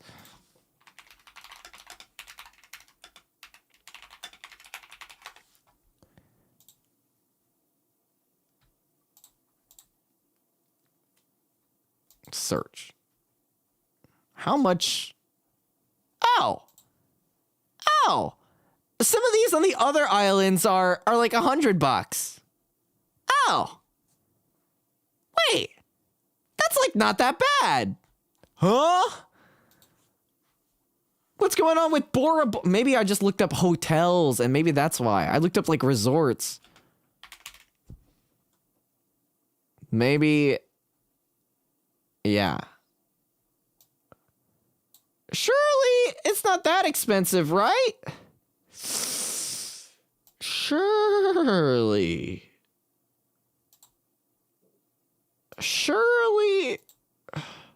Rerun the search. Okay, well, we're gonna keep playing Pokemon in the meantime. Update search. Surely. Wait, what? Maybe I did misplace the 0, huh? I must have misplaced the 0. These are like... I must have misplaced 2 zeros because it's only saying like $1,000 only. Well, only as in like after seeing 100,000. After seeing 100,000, 1,000 feels like it's not that bad. You know what I mean? Yeah. Okay. Yeah, like $100 a night. That's like, yeah. Okay, that seems more reasonable. This seems, yeah. I mean, I'll be real. Like, oh, 700. What the hell is this? Like, yeah, definitely having something be $100 a night is not cheap. 3,000. Oh my God, 4 seasons. I mean, but to be fair, 3,000 is much less than like, than 100,000. Let's be real here. Oh, 57. Yeah, dude, you could just be like $57. Like, this isn't bad. Like, there are places in LA that are more expensive than this. Jesus. That's insane. Okay, well, that was going to be insane, and then it wasn't insane. Yeah, that's more like Disneyland hotel prices.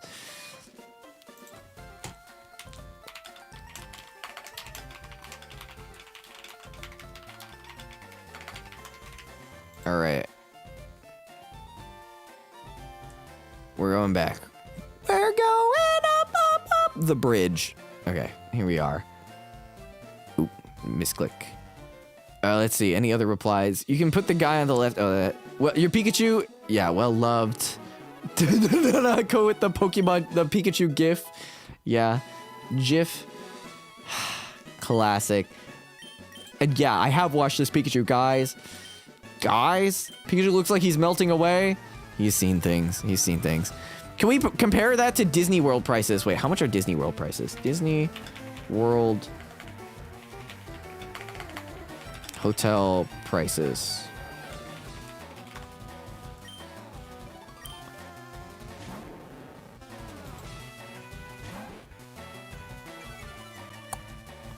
$600? Jesus. Yeah, what about the Walt Disney Company here? Be our guest. Explore resort hotels. Here we go. Let's see. How bad could it be? What's the damage? It doesn't show because I don't have a date range. Well, let's just say I picked like July 4th weekend because Lamau. Yeah.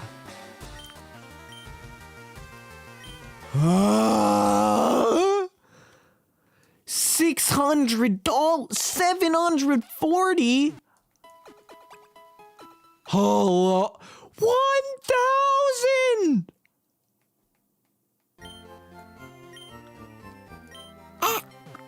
Guys, $1,000. That's insane. Oh, I did not mean to. Okay, that's okay. I'm multitasking, guys. I'm multitasking. That's crazy. That's crazy. And you have to go to Florida. I wouldn't wish that upon my worst enemy. I'm gonna be so real here, guys. I wouldn't wish that upon my worst enemy. Flight and hotel tickets is better. Cheaper to go to Tokyo Disney than Disney World. Okay. Let's not get ahead of ourselves now. Flight plus hotel. How much does it cost to go to Florida, guys? Is it genuinely that much to go to Florida? Let's see.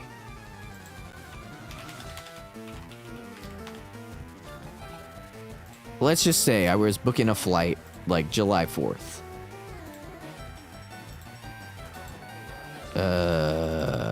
July 4th.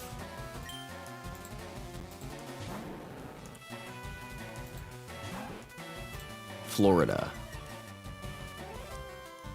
Orlando. That's like, it's like mid-hundreds? Like, that's not terrible.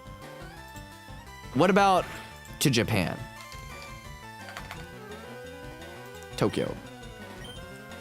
That's $1,000. Okay, so let's be real here. $1,000 going to Japan, but then you pay for like cheap hotels, since maybe like a $2,000 trip for like a week. You go to Disney World, you spend $200 on the flight, but then your hotel costs $1,000. But you spend, yeah, I think it does add up to Disney World being more expensive because technically you're only paying for the flight once, but then you have to pay for the hotel every night, which is like the same price as a flight every night. Yikes. So Disney World is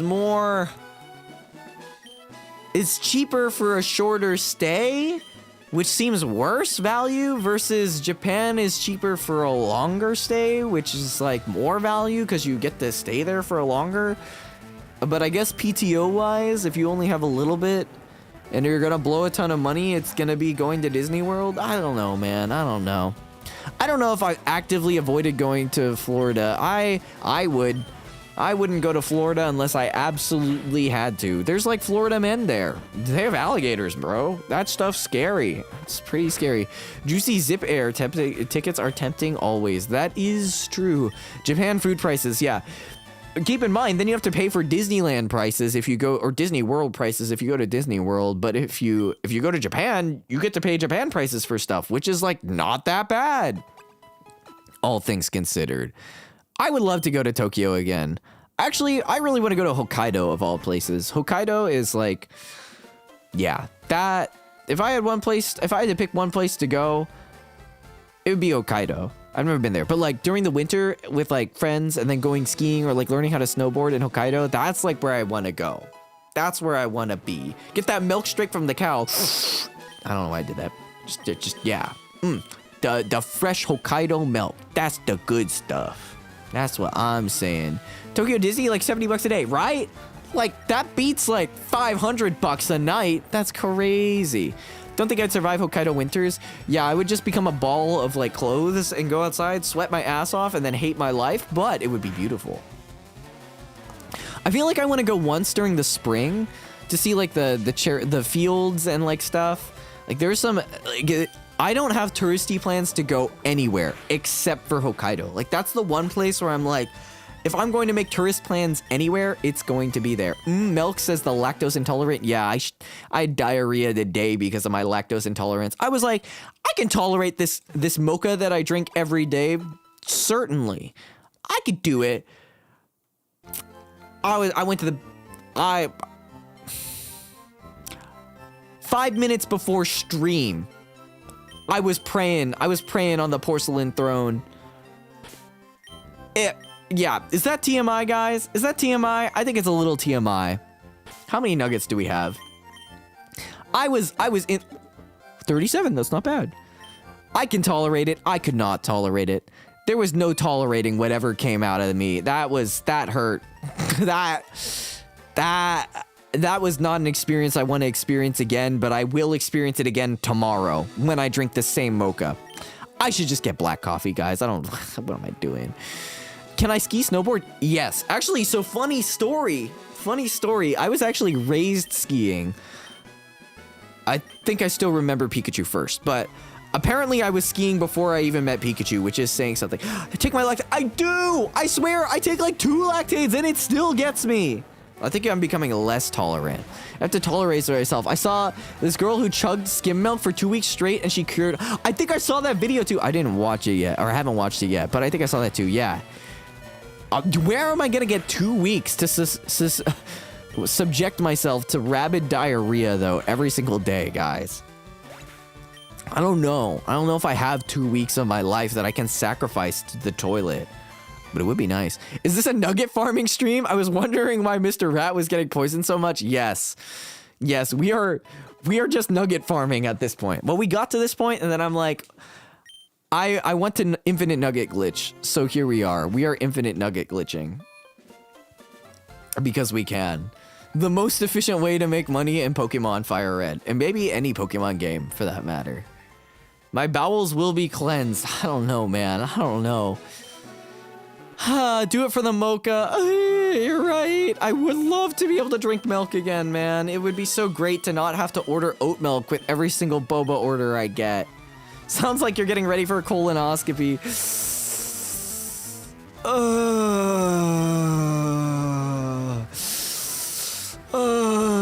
Yeah, I would not like to have that happen to me ever. Does not sound ideal. Anyways. It is what it is. It is what it is.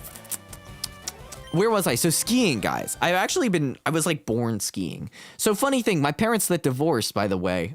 Important fact. Well, before they divorced, they met each other. What was I saying? So they actually met each other on a ski slope. Like, this is before the divorce, by the way. Sorry, I don't know why I keep saying that. I don't know why I find that so funny.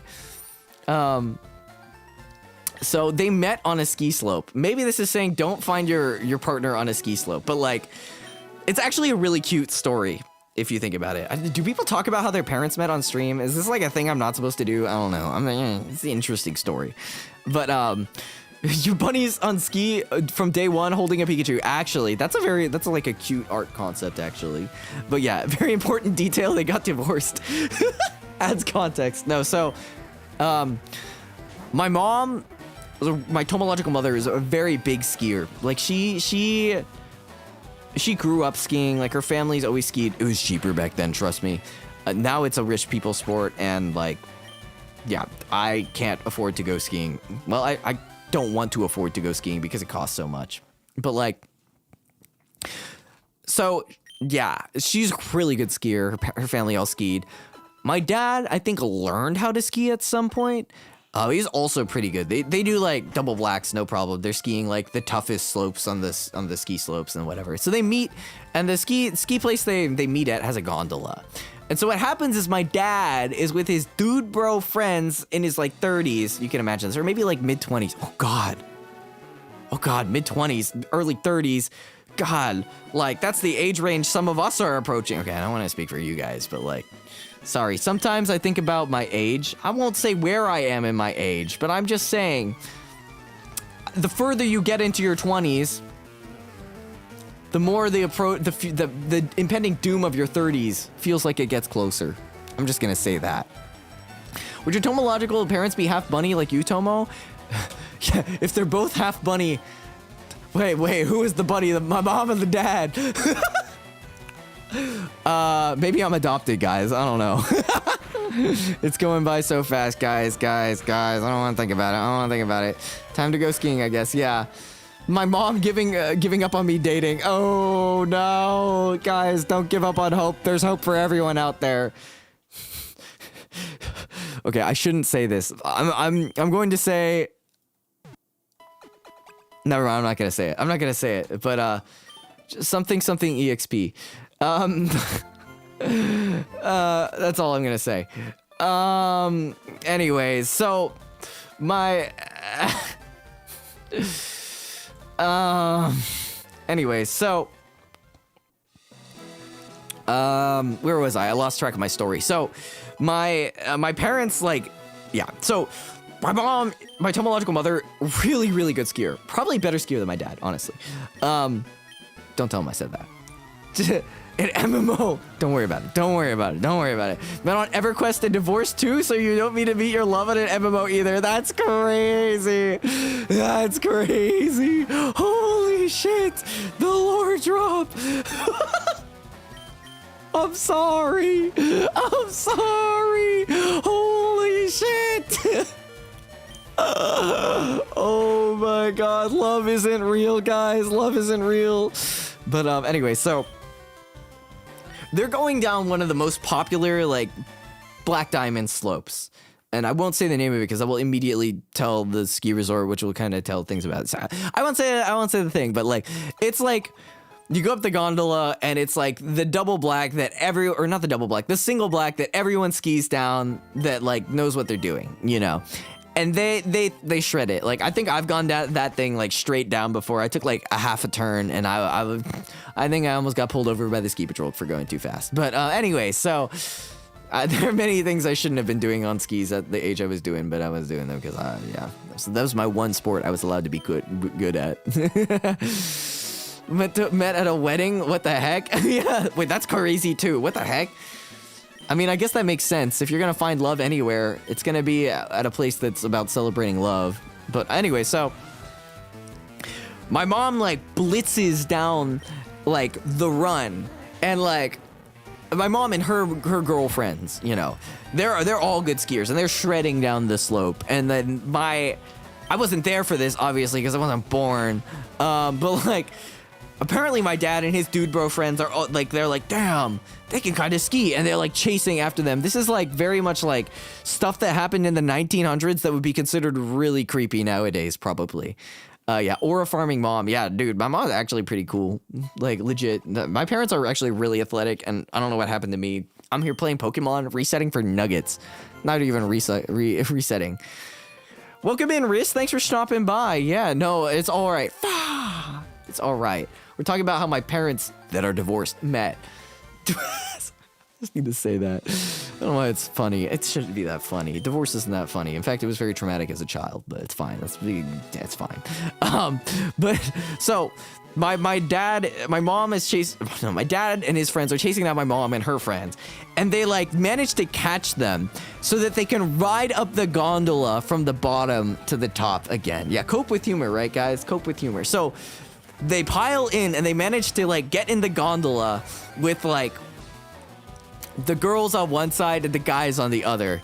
And one of the guys, I won't say his name, We'll call him Brad. His name isn't actually Brad, but we'll call him Brad. His name isn't even close to Brad. Brad, and they always call this. They always say when they're telling this story, my dad and his guy friends, they don't really tell this story much anymore because my parents are divorced, so it's not that funny, but like, or it's not that interesting anymore and wholesome. But like, anyways, Brad goes, they're like, and Brad always starts with the genius B-O-L. I think that's what they call it. The B-O-L, the big opening line. And he goes, Brad goes, so now that we know you guys can ski, what are your names? And like, I was just like, it's so cringe. It just reeks of misogyny and just like, bleh. But it was flattering to them because it's like, damn, yeah, we can ski. All right, yeah, who are you guys anyways? It's like, it's pretty cringe. It's like, it like kind of reeks of that like 1900s but man, my mom and like her girlfriends, they're damn good skiers. Like they're really good. So like, yeah, it is kind of, but from there, they just talked. They were like, all right, we talk about skiing, and like, they like, apparently it's like, they skied down the slopes together, and it was like this like friendly rivalry to like beat the pants off of the guys, and like I think they did because like, I mean, my dad's a good skier, but like he's not my Tomological mother, and so like they raced down the slopes and stuff and got to know each other, and then it was like my Tomological mother was interested in learning how to do windsurfing because that was the thing back in the day, and like this contextualizes like how long ago this was. Like back then, this was probably a socially acceptable thing to say. Nowadays, I think you would probably get reported, and it would be kind of gross to say that to anyone. But alas, my parents were super interested in like, my dad got my mom into windsurfing, and now my mom still windsurfs, and she's like in her 70s, and it's like kind of crazy. Actually, she hasn't windsurfed recently, but like, yeah, it's kind of nuts. Adrenaline on the slope, so yeah, the endorphins are pumping. Yeah, it's crazy. But needless to say, I grew up skiing because both of my parents skied, and they wanted to take me skiing. So and then they gave birth to a rabbit. Weird, right? And so yeah, I skied a lot as a kid. I got my claim to fame when I was like 7 or something is I was just like going down the slope, like blasting it. It was like a pretty normal slope, like a blue or whatever, and like the coach of the ski team at the resort chases me down, and he catches me and my dad in line at the chairlift, and he goes, "Hey, your son's really good at skiing. Would you be interested in joining the ski team?" And I was like, "Me, the ski team? No, I don't have time for that. I don't live here." And yeah, but it would be cool, but I like skiing free, you know. Yeah, 70s. Yeah, my parents are old, man. Early 70s. No, my parents are old, man. They had me at an old age, which maybe explains a lot about me, honestly. But yeah, don't do the math on that. Anyways, they had me when they were really old. So it's really something. Yeah. She's not, I think she is 70. I don't think she is in her 70s, but like, yeah. Anyways, she's getting up there, you know. She's still going out and biking. My parents are really active. Like, my dad still goes like kite surfing and scuba diving, and my mom still like bikes. She went skiing like a year ago or something. Like, maybe still windsurfs, honestly. Like, actually insane. And that's how they stay fit, I guess. Like, you would not guess that they were the age they are. Like, what the heck? And here's me. I feel like I'm in my 70s. Like, what did I do this weekend? I played Uma Musume, man. Do your parents appreciate my 6'7"s? I don't think they get it. Well, one, I haven't seen my dad in years because he's like currently traveling around. He's still traveling around the world and like living wherever, so I don't see him that often. My mom, we just talk, but they don't like. I haven't 6'7"'d her yet, honestly. You're surrounded by active people. Yeah. Become the active person with your ab goals. Guys, I don't know about my ab goals, guys. I've never publicly stated this is going to be a goal. This is not on my Q1 goals for the year. It's not on my 2026 goals list. We're not shooting for the abs. Parents are born in the 50s. Take a guess of our only relative around the same age. It could be around then, yeah. Could be, maybe we are around the same age, maybe we aren't.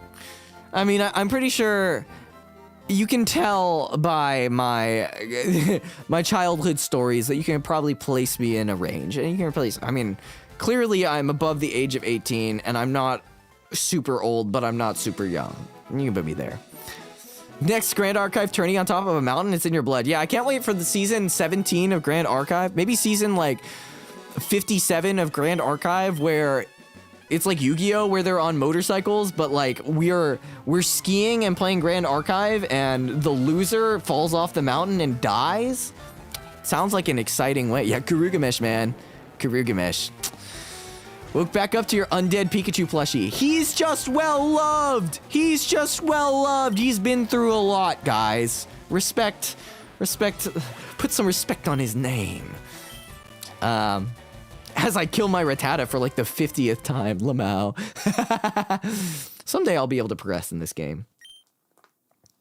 I'm not even losing money because I only had like 24 bucks to my name.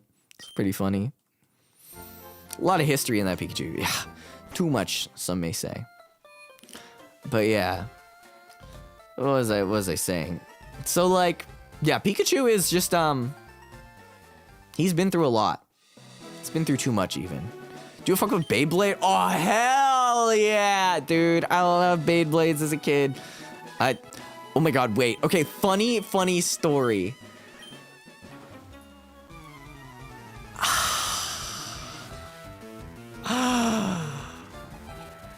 Okay, I can't tell all of the details to this story, but I will say I did see the industrial Beyblade that catches on fire. That shit is awesome, by the way. Holy shit. Okay, funny story. So I played Beyblade as a kid in Bionicles. And obviously I let it rip, but like semi-recently, like within the past like 5 years, I went to a convention and they had a Beyblade tournament, and I didn't have my own Beyblade, but I went to the tournament anyways, and they let me borrow a Beyblade because like the person running the tournament, it was a small con. The person running the tournament had extra Beyblades just for us to run it. And so I show up. Can I say this? Wait, let me message my friend that was there. Wait.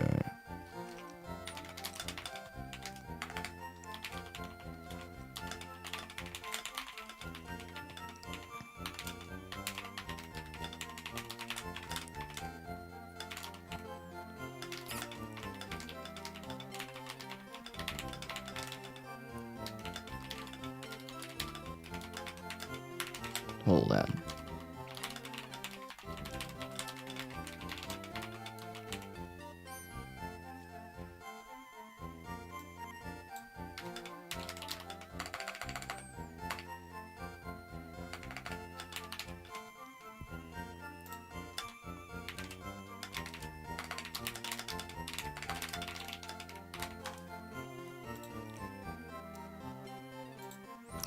We'll see. We'll see if the friend I'm mentioning is okay with me mentioning this.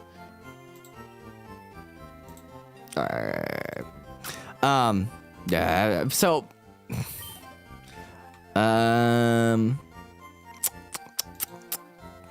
pause on the Beyblade story. Back to Pokemon. So, I don't know if friend will respond, but. I want to make sure friend is chill with me saying it. But like, okay. I think I watched the OG back in the day. It also might have been Metal Saga. I genuinely, I can't remember. It's a bit hazy. I remember my Pikachu more than I remember my Beyblade because I was really into Pokemon and I never really got super into Beyblade, but I loved letting it rip. So I went to this Beyblade tournament like relatively within the past 5 years, having not like touched a Beyblade in forever. Okay, I got the okay. So me and my good friend Claude Clawmark went to this convention. I can't say which convention. I won't say which convention, but we went to a convention because we do that. We did that back in the day. And and we decide to enter this Beyblade tournament just because it's on the roster. And we're like, dude, I don't know what else to do. You want to do the Beyblade tournament? Dude, yeah, let's do the Beyblade tournament. So we both entered the Beyblade tournament because they have loaner Beyblades. And there's like 10 people in this tournament. It's like, it's not a real tournament. Okay, dude, it's so funny. Okay, Coolios.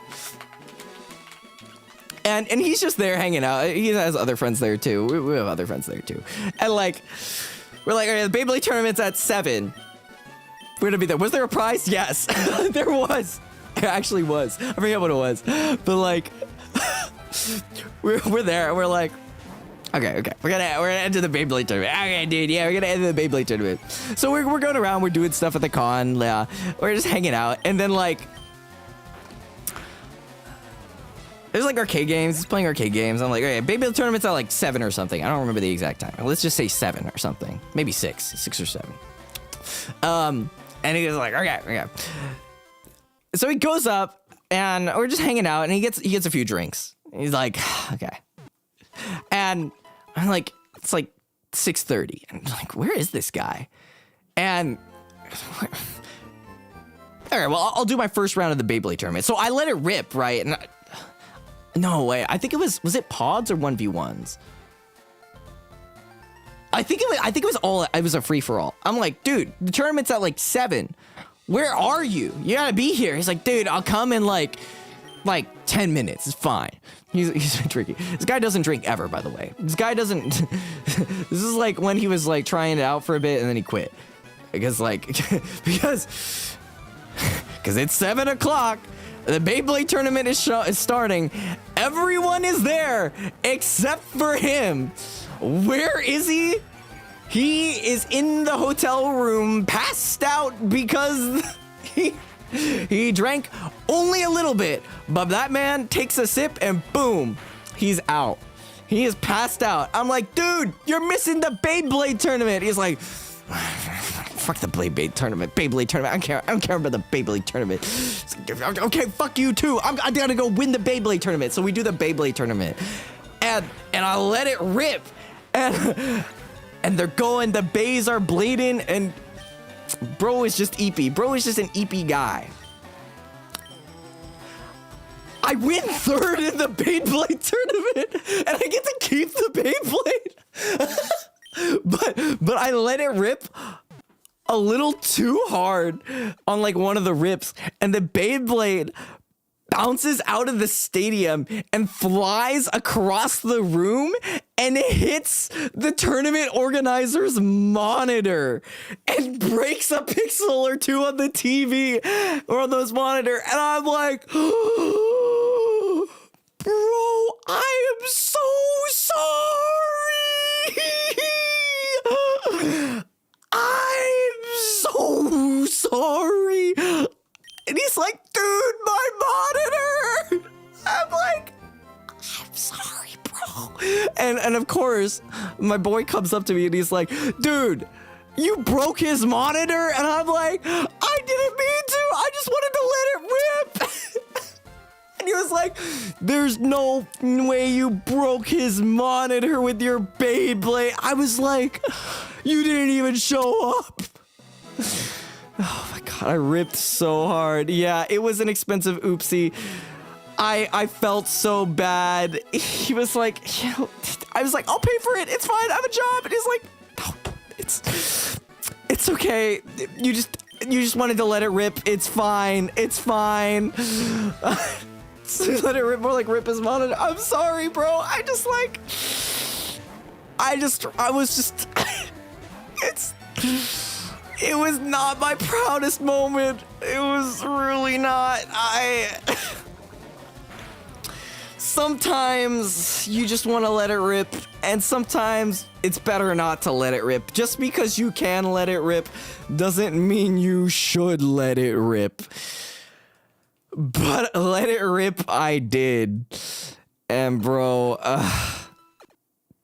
yeah, that was the Beyblade tournament that Claude Clawmark and I were in, and it was, yeah, that experience would wake me up in the middle of the night. No, I've done far more cringe things that have like keep me awake at night. Honestly, that was like low on the scale of fuck ups. Walking an hour in the rain because I got the address wrong, I think is still far worse.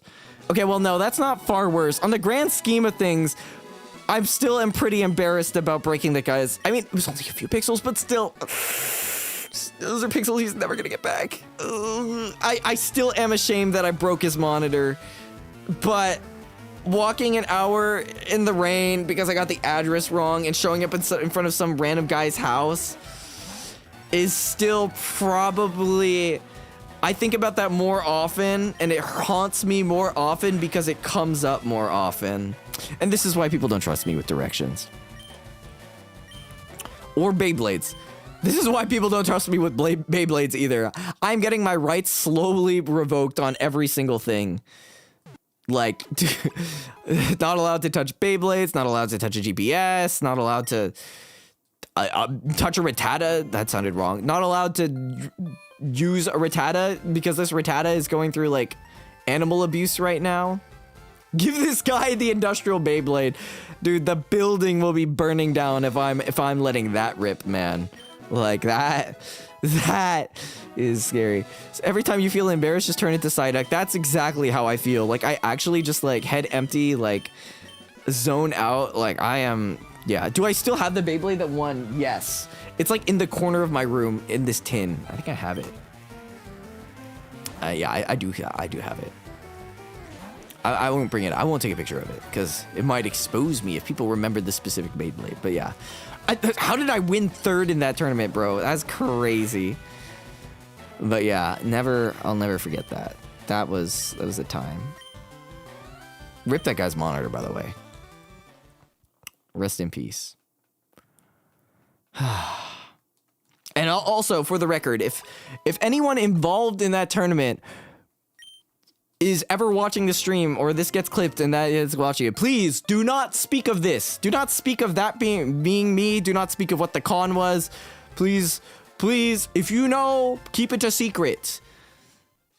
I don't think anyone in chat was there, but like, in the chance that becomes a clip and it goes off beyond my reach, please, if anyone is clipping this, include this where it says, do not talk about which con that was. And yeah, because it is a doxing risk, but I will just say it existed. Yes. Thank you. This has been a public service announcement for not just the respect of me, but for those also involved in the story. Anyways, moral of the story, don't let it rip too hard. If you're gonna let it rip, do so as with great power comes great responsibility. And my God, did I have great power when I let that rip. Holy moly. That was a good time. All right, how many nuggets are we on? Definitely Beyblade Con 1928. Be mindful when you let it rip. Absolutely, yeah. Absolutely Beyblade Con. Yeah, Dash Con. I letting it rip in the ball pit, man. Oh, man. Okay, how many nuggets? Wait, I could just check my bag. I'm a dumbass. 57. But we can keep going. Let it rip responsibly. Yes, only rip responsibly. Always full send, no regrets. Ooh, there were regrets, though. There were regrets. I will say letting that rip was a bit of a regret. But yeah, I ripped a Beyblade into a pool by accident. How do you rip that on accident? Wait, does anyone else have funny Beyblade stories? How did it go in? How was that on accident? Like, how close did you have to be to the pool to do that? Parents used to yell at me for letting it rip on the floor and scratching it up. Regretting nothing. That's got nothing on a monitor. Okay, to be real, maybe replacing your parents' hardwood floor is maybe more expensive than a monitor, but the monitor feels worse because it gets more immediate usage. Played outside and launched so far? That's insane. I mean, that's like the charm of Beyblades, though. Like, Beyblades have that appeal where you let it rip and it just rips. But like I loved Bakugan too. I was more of a Bakugan kid, honestly, than a Beyblade kid, though I never actually played the game because did anyone actually play the game? But like, did you ever have those transforming? Yeah, I did, man. I did. The Bakugan was insane. I love Drago, man. Actually, I love Hydragon or whatever it was called. Hydra. I forgot. I'm sorry. I only remember Drago.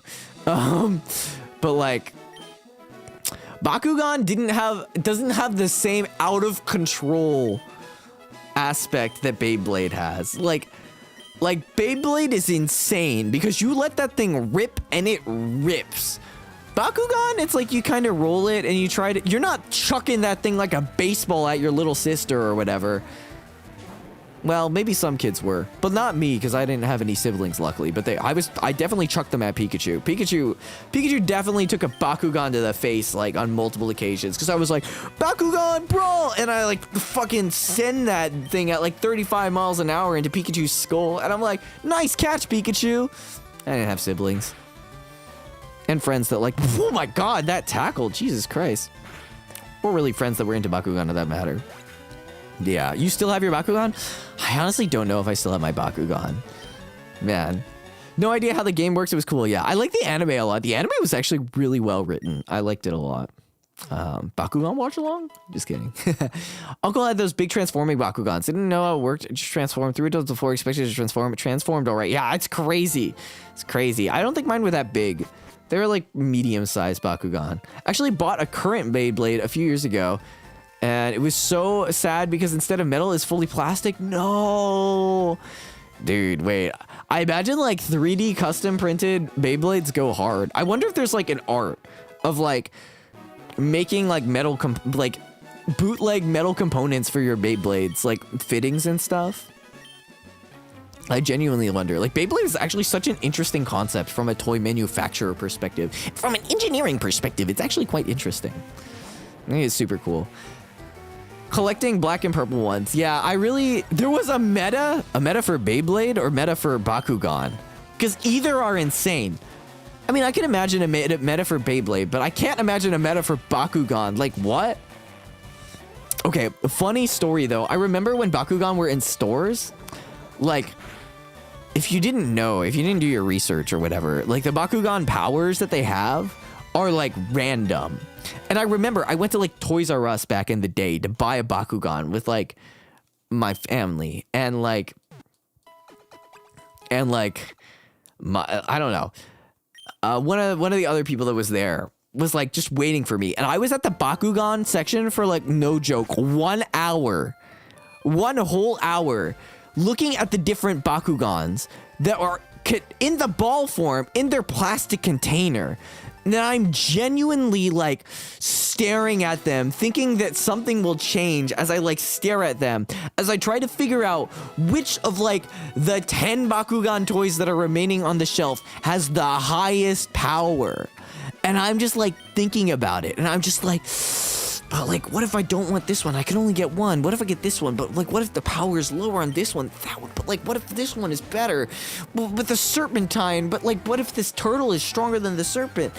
I didn't have a phone. I probably could have just Googled this if I did. But like, I was no joke there for 30 minutes that like at a certain point, they called me, like one of the family members that was there at the shop goes up to the person who's running the PA system, and they go, "Can Uzuki Tomoya come to the front from the Bakugan section?" I joke you not. And it was the most embarrassing thing ever because they were like, dude, you've been in the Bakugan section picking out a Bakugan toy for an hour and you can't make up your mind. I was like, but I just want to make sure I have the best one. But what if this one's stronger than that? Overthinking is a strong pattern in the history of me doing things. Overthinking and not thinking, the combination of both, really make up my personality. I picked a random Bakugan. I don't remember what the power level was, but it was what it was. I remember being vaguely disappointed and feeling like it wasn't worth an hour. It was not an hour of my life well spent, but yeah, I love those things though. But I was self-aware, maybe overly self-aware, self-conscious. I was like, everyone who's gonna know, I was in middle school, which is like, oh, that's dating me. I was around middle school. I wasn't saying maybe I was in elementary school, guys. Maybe I was in high school. Whatever the age was, no one else was into Bakugan. No one else in my age group was into Bakugan. So I like had to hide it that I like was binging the anime in my free time.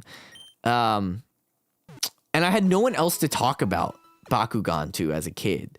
So I couldn't bring them to school, but I found out one of my friends who was my neighbor, he wasn't into Bakugan, but he was making fun of his sister, his little sister, who was like 2 years younger, for being into Bakugan. But I was really into Bakugan. So like me and my friend, we would go and bike up the hill and then bike down, and that was our thing. Like we would have fun doing that. And then later, I would like go over to his house and like hang out with his younger sister to play Bakugan with. And neither of us knew anything about the game, but this was the only person I could talk to Bakugan about. And I found this out, and then like 3 weeks later, the lease and like we get kicked out of that. Like I was, this is like where, because my parents were divorced. I was like living with my Tomological dad, or like visiting like my Tomological dad. So like I didn't get. When your parents are divorced, you split custody. You live in 2 houses. So I was like moving back and forth, like, you know. So like it was like I could only like see them like half the time when I was with my dad, and then like my dad had to move because like the person who owned the house that he was renting like got kicked out, and then like they didn't pay their like property tax or whatever, so like they like the house got like closed on or something. I don't know what the term is. And so he got kicked out of the house, so we had to move, and like I only got to like hang out and play Bakugan with my friend's sister like 4 times. And it was actually really sad because I was really excited to have a friend that I could finally play Bakugan with. It's a really tragic story. Moral of the story, Bakugan fun. I miss being able to play Bakugan. Honestly, I wish I wasn't so ashamed and embarrassed about anime and the things I liked as a kid, because it would have been foreclosure. Maybe that was it. Yeah, it would have been really fun to like experience the things I really, really liked with other kids at the time. But unfortunately, well, Bakugan was one of those things I think I would have gotten made fun of at my age, because I thought I was a little old for it. Same with like Digimon. Like I really, really liked Digimon, and I like binge watched, like as a middle schooler, I binge watched like 5 seasons of Digimon, and I had no one to talk to about it because I thought Digimon was for elementary schoolers and kids. So like I had no one to talk to about it because I was too embarrassed to talk about liking it because I was afraid I'd be made fun of at school. Yeah. And same with Pokemon, because people are kind of like, when you enter middle school, like people are like, oh, Pokemon's for like elementary schoolers. Pokemon's not cool, and you start becoming a nerd for like a Pokemon. I was like, I don't want to be considered a nerd, but like I don't want to stand up. I don't want to talk about anything, bro. I didn't even want to talk about my dad dropping me off on a motorcycle at school. I was just embarrassed about everything. I was just insecure. Who isn't as a middle schooler? But yeah. So I'd set up a Bakugan competition myself. Do they have those at like conventions, like Bakugan tournaments? Because that would be insane to join a Bakugan tournament. Like what a funny thing to say I did. Honestly, I would do that. I would join a Bakugan tournament. Okay. Anyways, Hazukashi. Yeah, I was really embarrassed about my hobbies. That's one thing I regret about about my childhood. It's just being too embarrassed about the things I liked and not really being able to make friends around them. Like, I had friends, but they all had different interests. And so it was just a bit of a shame. I think it wasn't really until high school that I found other friends that also liked anime. But honestly, well, I guess it's kind of hard because, like, I don't know, my interests were really niche. Like, Puzzle and Dragon was, like, really hype at a certain point. And, like, I was able to find friends around that for, like, a bit, but then it kind of fell off. And then, like, I couldn't, like, yeah, people didn't play it, but I was still really into it. And then, like singing anime songs on the internet, there's not really, like, it's hard to find. Well, I guess I'm really lucky now that I have friends that, like, are into it, and, like, I had to make friends online, but, like, singing anime songs on the internet, it's like, it's hard to make friends in person that also had the exact same hobby, because it's, like, so niche of not just being a singer, but being, like, a nerdy singer, you know? Like, being a nerdy singer, it's when the singers are usually the popular kids because they have talents and stuff, and they sing like a popular songs. They're the choir club, or like, well, choir depending on the school is maybe popular, or like the theater club, which is like relatively popular depending on where you are. Yeah, they're like not the social outcast, but like the anime club, at least when I was growing up, was kind of like the weird kids and like the social outcast club. So like, and not to say they actually were, but that was just kind of how they were considered, unfortunately. And so like, it was a weird combination of like, are you a cool kid because you sing, or are you a weird kid because you like anime? It's really unfortunate. So I was like really embarrassed about my hobbies, and I really ended up not telling anyone about it. And then when I did, people were like, that's kind of weird, bro. But yeah, that's just the nature of being a kid though, and growing up. I think a lot of people, yeah, I never wanted to check out the anime club because of the stereotype. Yeah, I think it's like one of those things where it's like, it's really unfortunate, but part of it, I think the stigma is changing. I tried anime club in college and it was cringe. And it is. But sometimes it's nice to be cringe and free, you know? Like, here we are now. I'm literally a bunny rabbit on the internet. Like, it doesn't get more cringe than this. Okay, maybe it does. But, like, it's pretty up there. But, like, sometimes just embracing the cringe is what it takes. So, yeah. Words of wisdom from Uzuki Tomoya as he kills his Rattata for like the 67th time. Anyways. Internet always good. I wouldn't say the internet always good. There are bad sides of the internet, but there are many good sides of the internet too. Many good sides. And hopefully you guys can consider this a good side of the internet. Man. All right, how many nuggets do we have? What's our nugget count? Where are we sitting? Wait! That's insane! Hold on. That was... Somebody clip that. That's nuts. I can't believe we actually... Exactly 67. Holy balls. What the hell? That is an insane coincidence. You can't make this shit up. I said I was killing it for the 67th time, and it was actually true. Okay, actually, it's the 66th time because the first one was War Turtle, but still. Dude, that's insane. That's an insane poll. Okay. It's a good time to stop. I think we've put Rattata through enough suffering. It's getting late. We've gone like 3.5, almost 4 hours on this stream, which is like longer than I usually go. I'm gonna save again because I forgot that I saved. That's so fast. Yeah, this is the perfect ending. This really is. All right. Well, that was a good stream, guys. This was super fun. Thanks for hanging out. I really appreciate you guys. Super fun time. We'll do this again. I really enjoy these kinds of like, I can just turn my brain off and do something in the background that's still entertaining in its own way. But like I can still tell stories in chat. Because sometimes when you're playing the game, you actually have to think, and it's a lot harder to articulate and tell stories. But like this is like perfect enough that I'm not like cold. It's like a perfect balance of Cocomelon, where it's like you have something in the background to keep you like slightly engaged and not like, and it's like, it's a fidget spinner. It's a toy. Like it keeps you engaged, but then you can also talk at the same time because it's not overly engaging. It's like, it's actually the Subway Surfer as I tell my story. It's got nice BGM. It's got nostalgia to it. It's like, it's a perfect kind of stream. That's why I like doing this. I think it'd be fun to do I think shiny hunting hopefully will have the same kind of effect. So like, hopefully I can do this and do some shiny hunting too and kind of have the same experience, you know, create that same vibe. But yeah, super fun. Thanks for being cringe and free, Tomo. You're part of Alive now because of that. Ooh, yeah, actually true. If I weren't cringe, I wouldn't be here today. So thank God. Cozy lore drops. The more you know about me, the more the world knows about me. I don't know. I feel like streamers don't usually talk about their parents and their family, and maybe that's one of the things that's typically taboo, but I think it's like interesting stories to tell.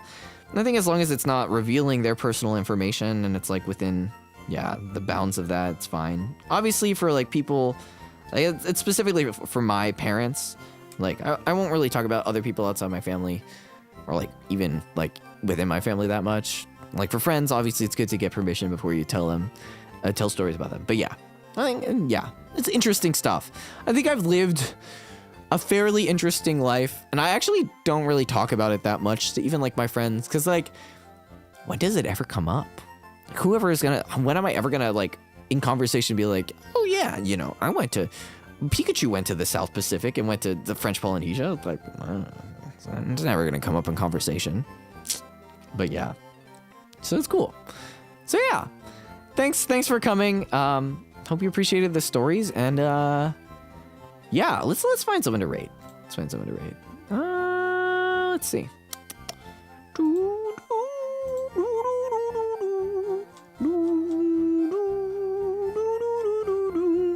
Anyone online? Anyone? Where do I do this? How do I do this again? Redirect. Is there anyone to rate?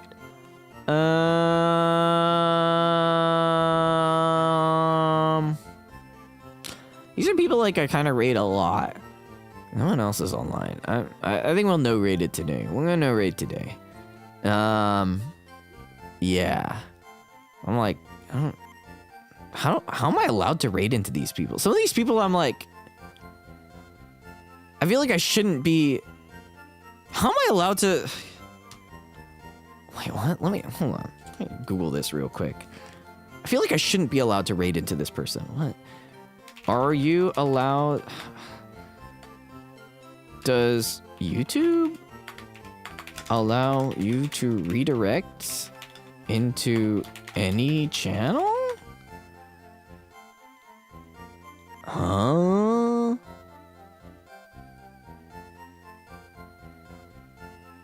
Must allow redirects. Huh? Does that mean these people are subscribed to me? What?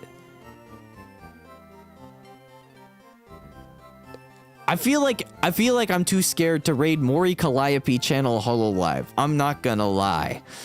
I'm a little too scared to do that.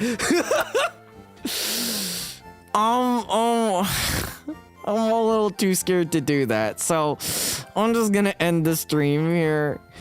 And yeah. I'm sorry. Oh, small indies have rated Callie before. She's pretty chill.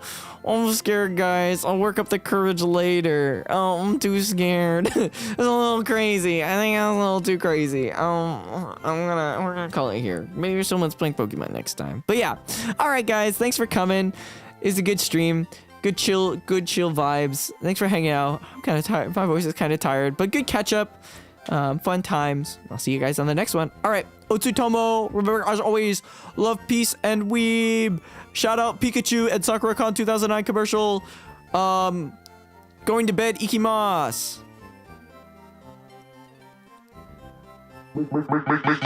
What is up, guys? Thank you so much for watching. Before you go, be sure to leave a like, comment, and subscribe. We're almost to 100k subscribers, so if you could hit the bell and share, I'd really appreciate it. I post every Wednesday, Thursday, and Friday, so I'll be sure to make it worth your time.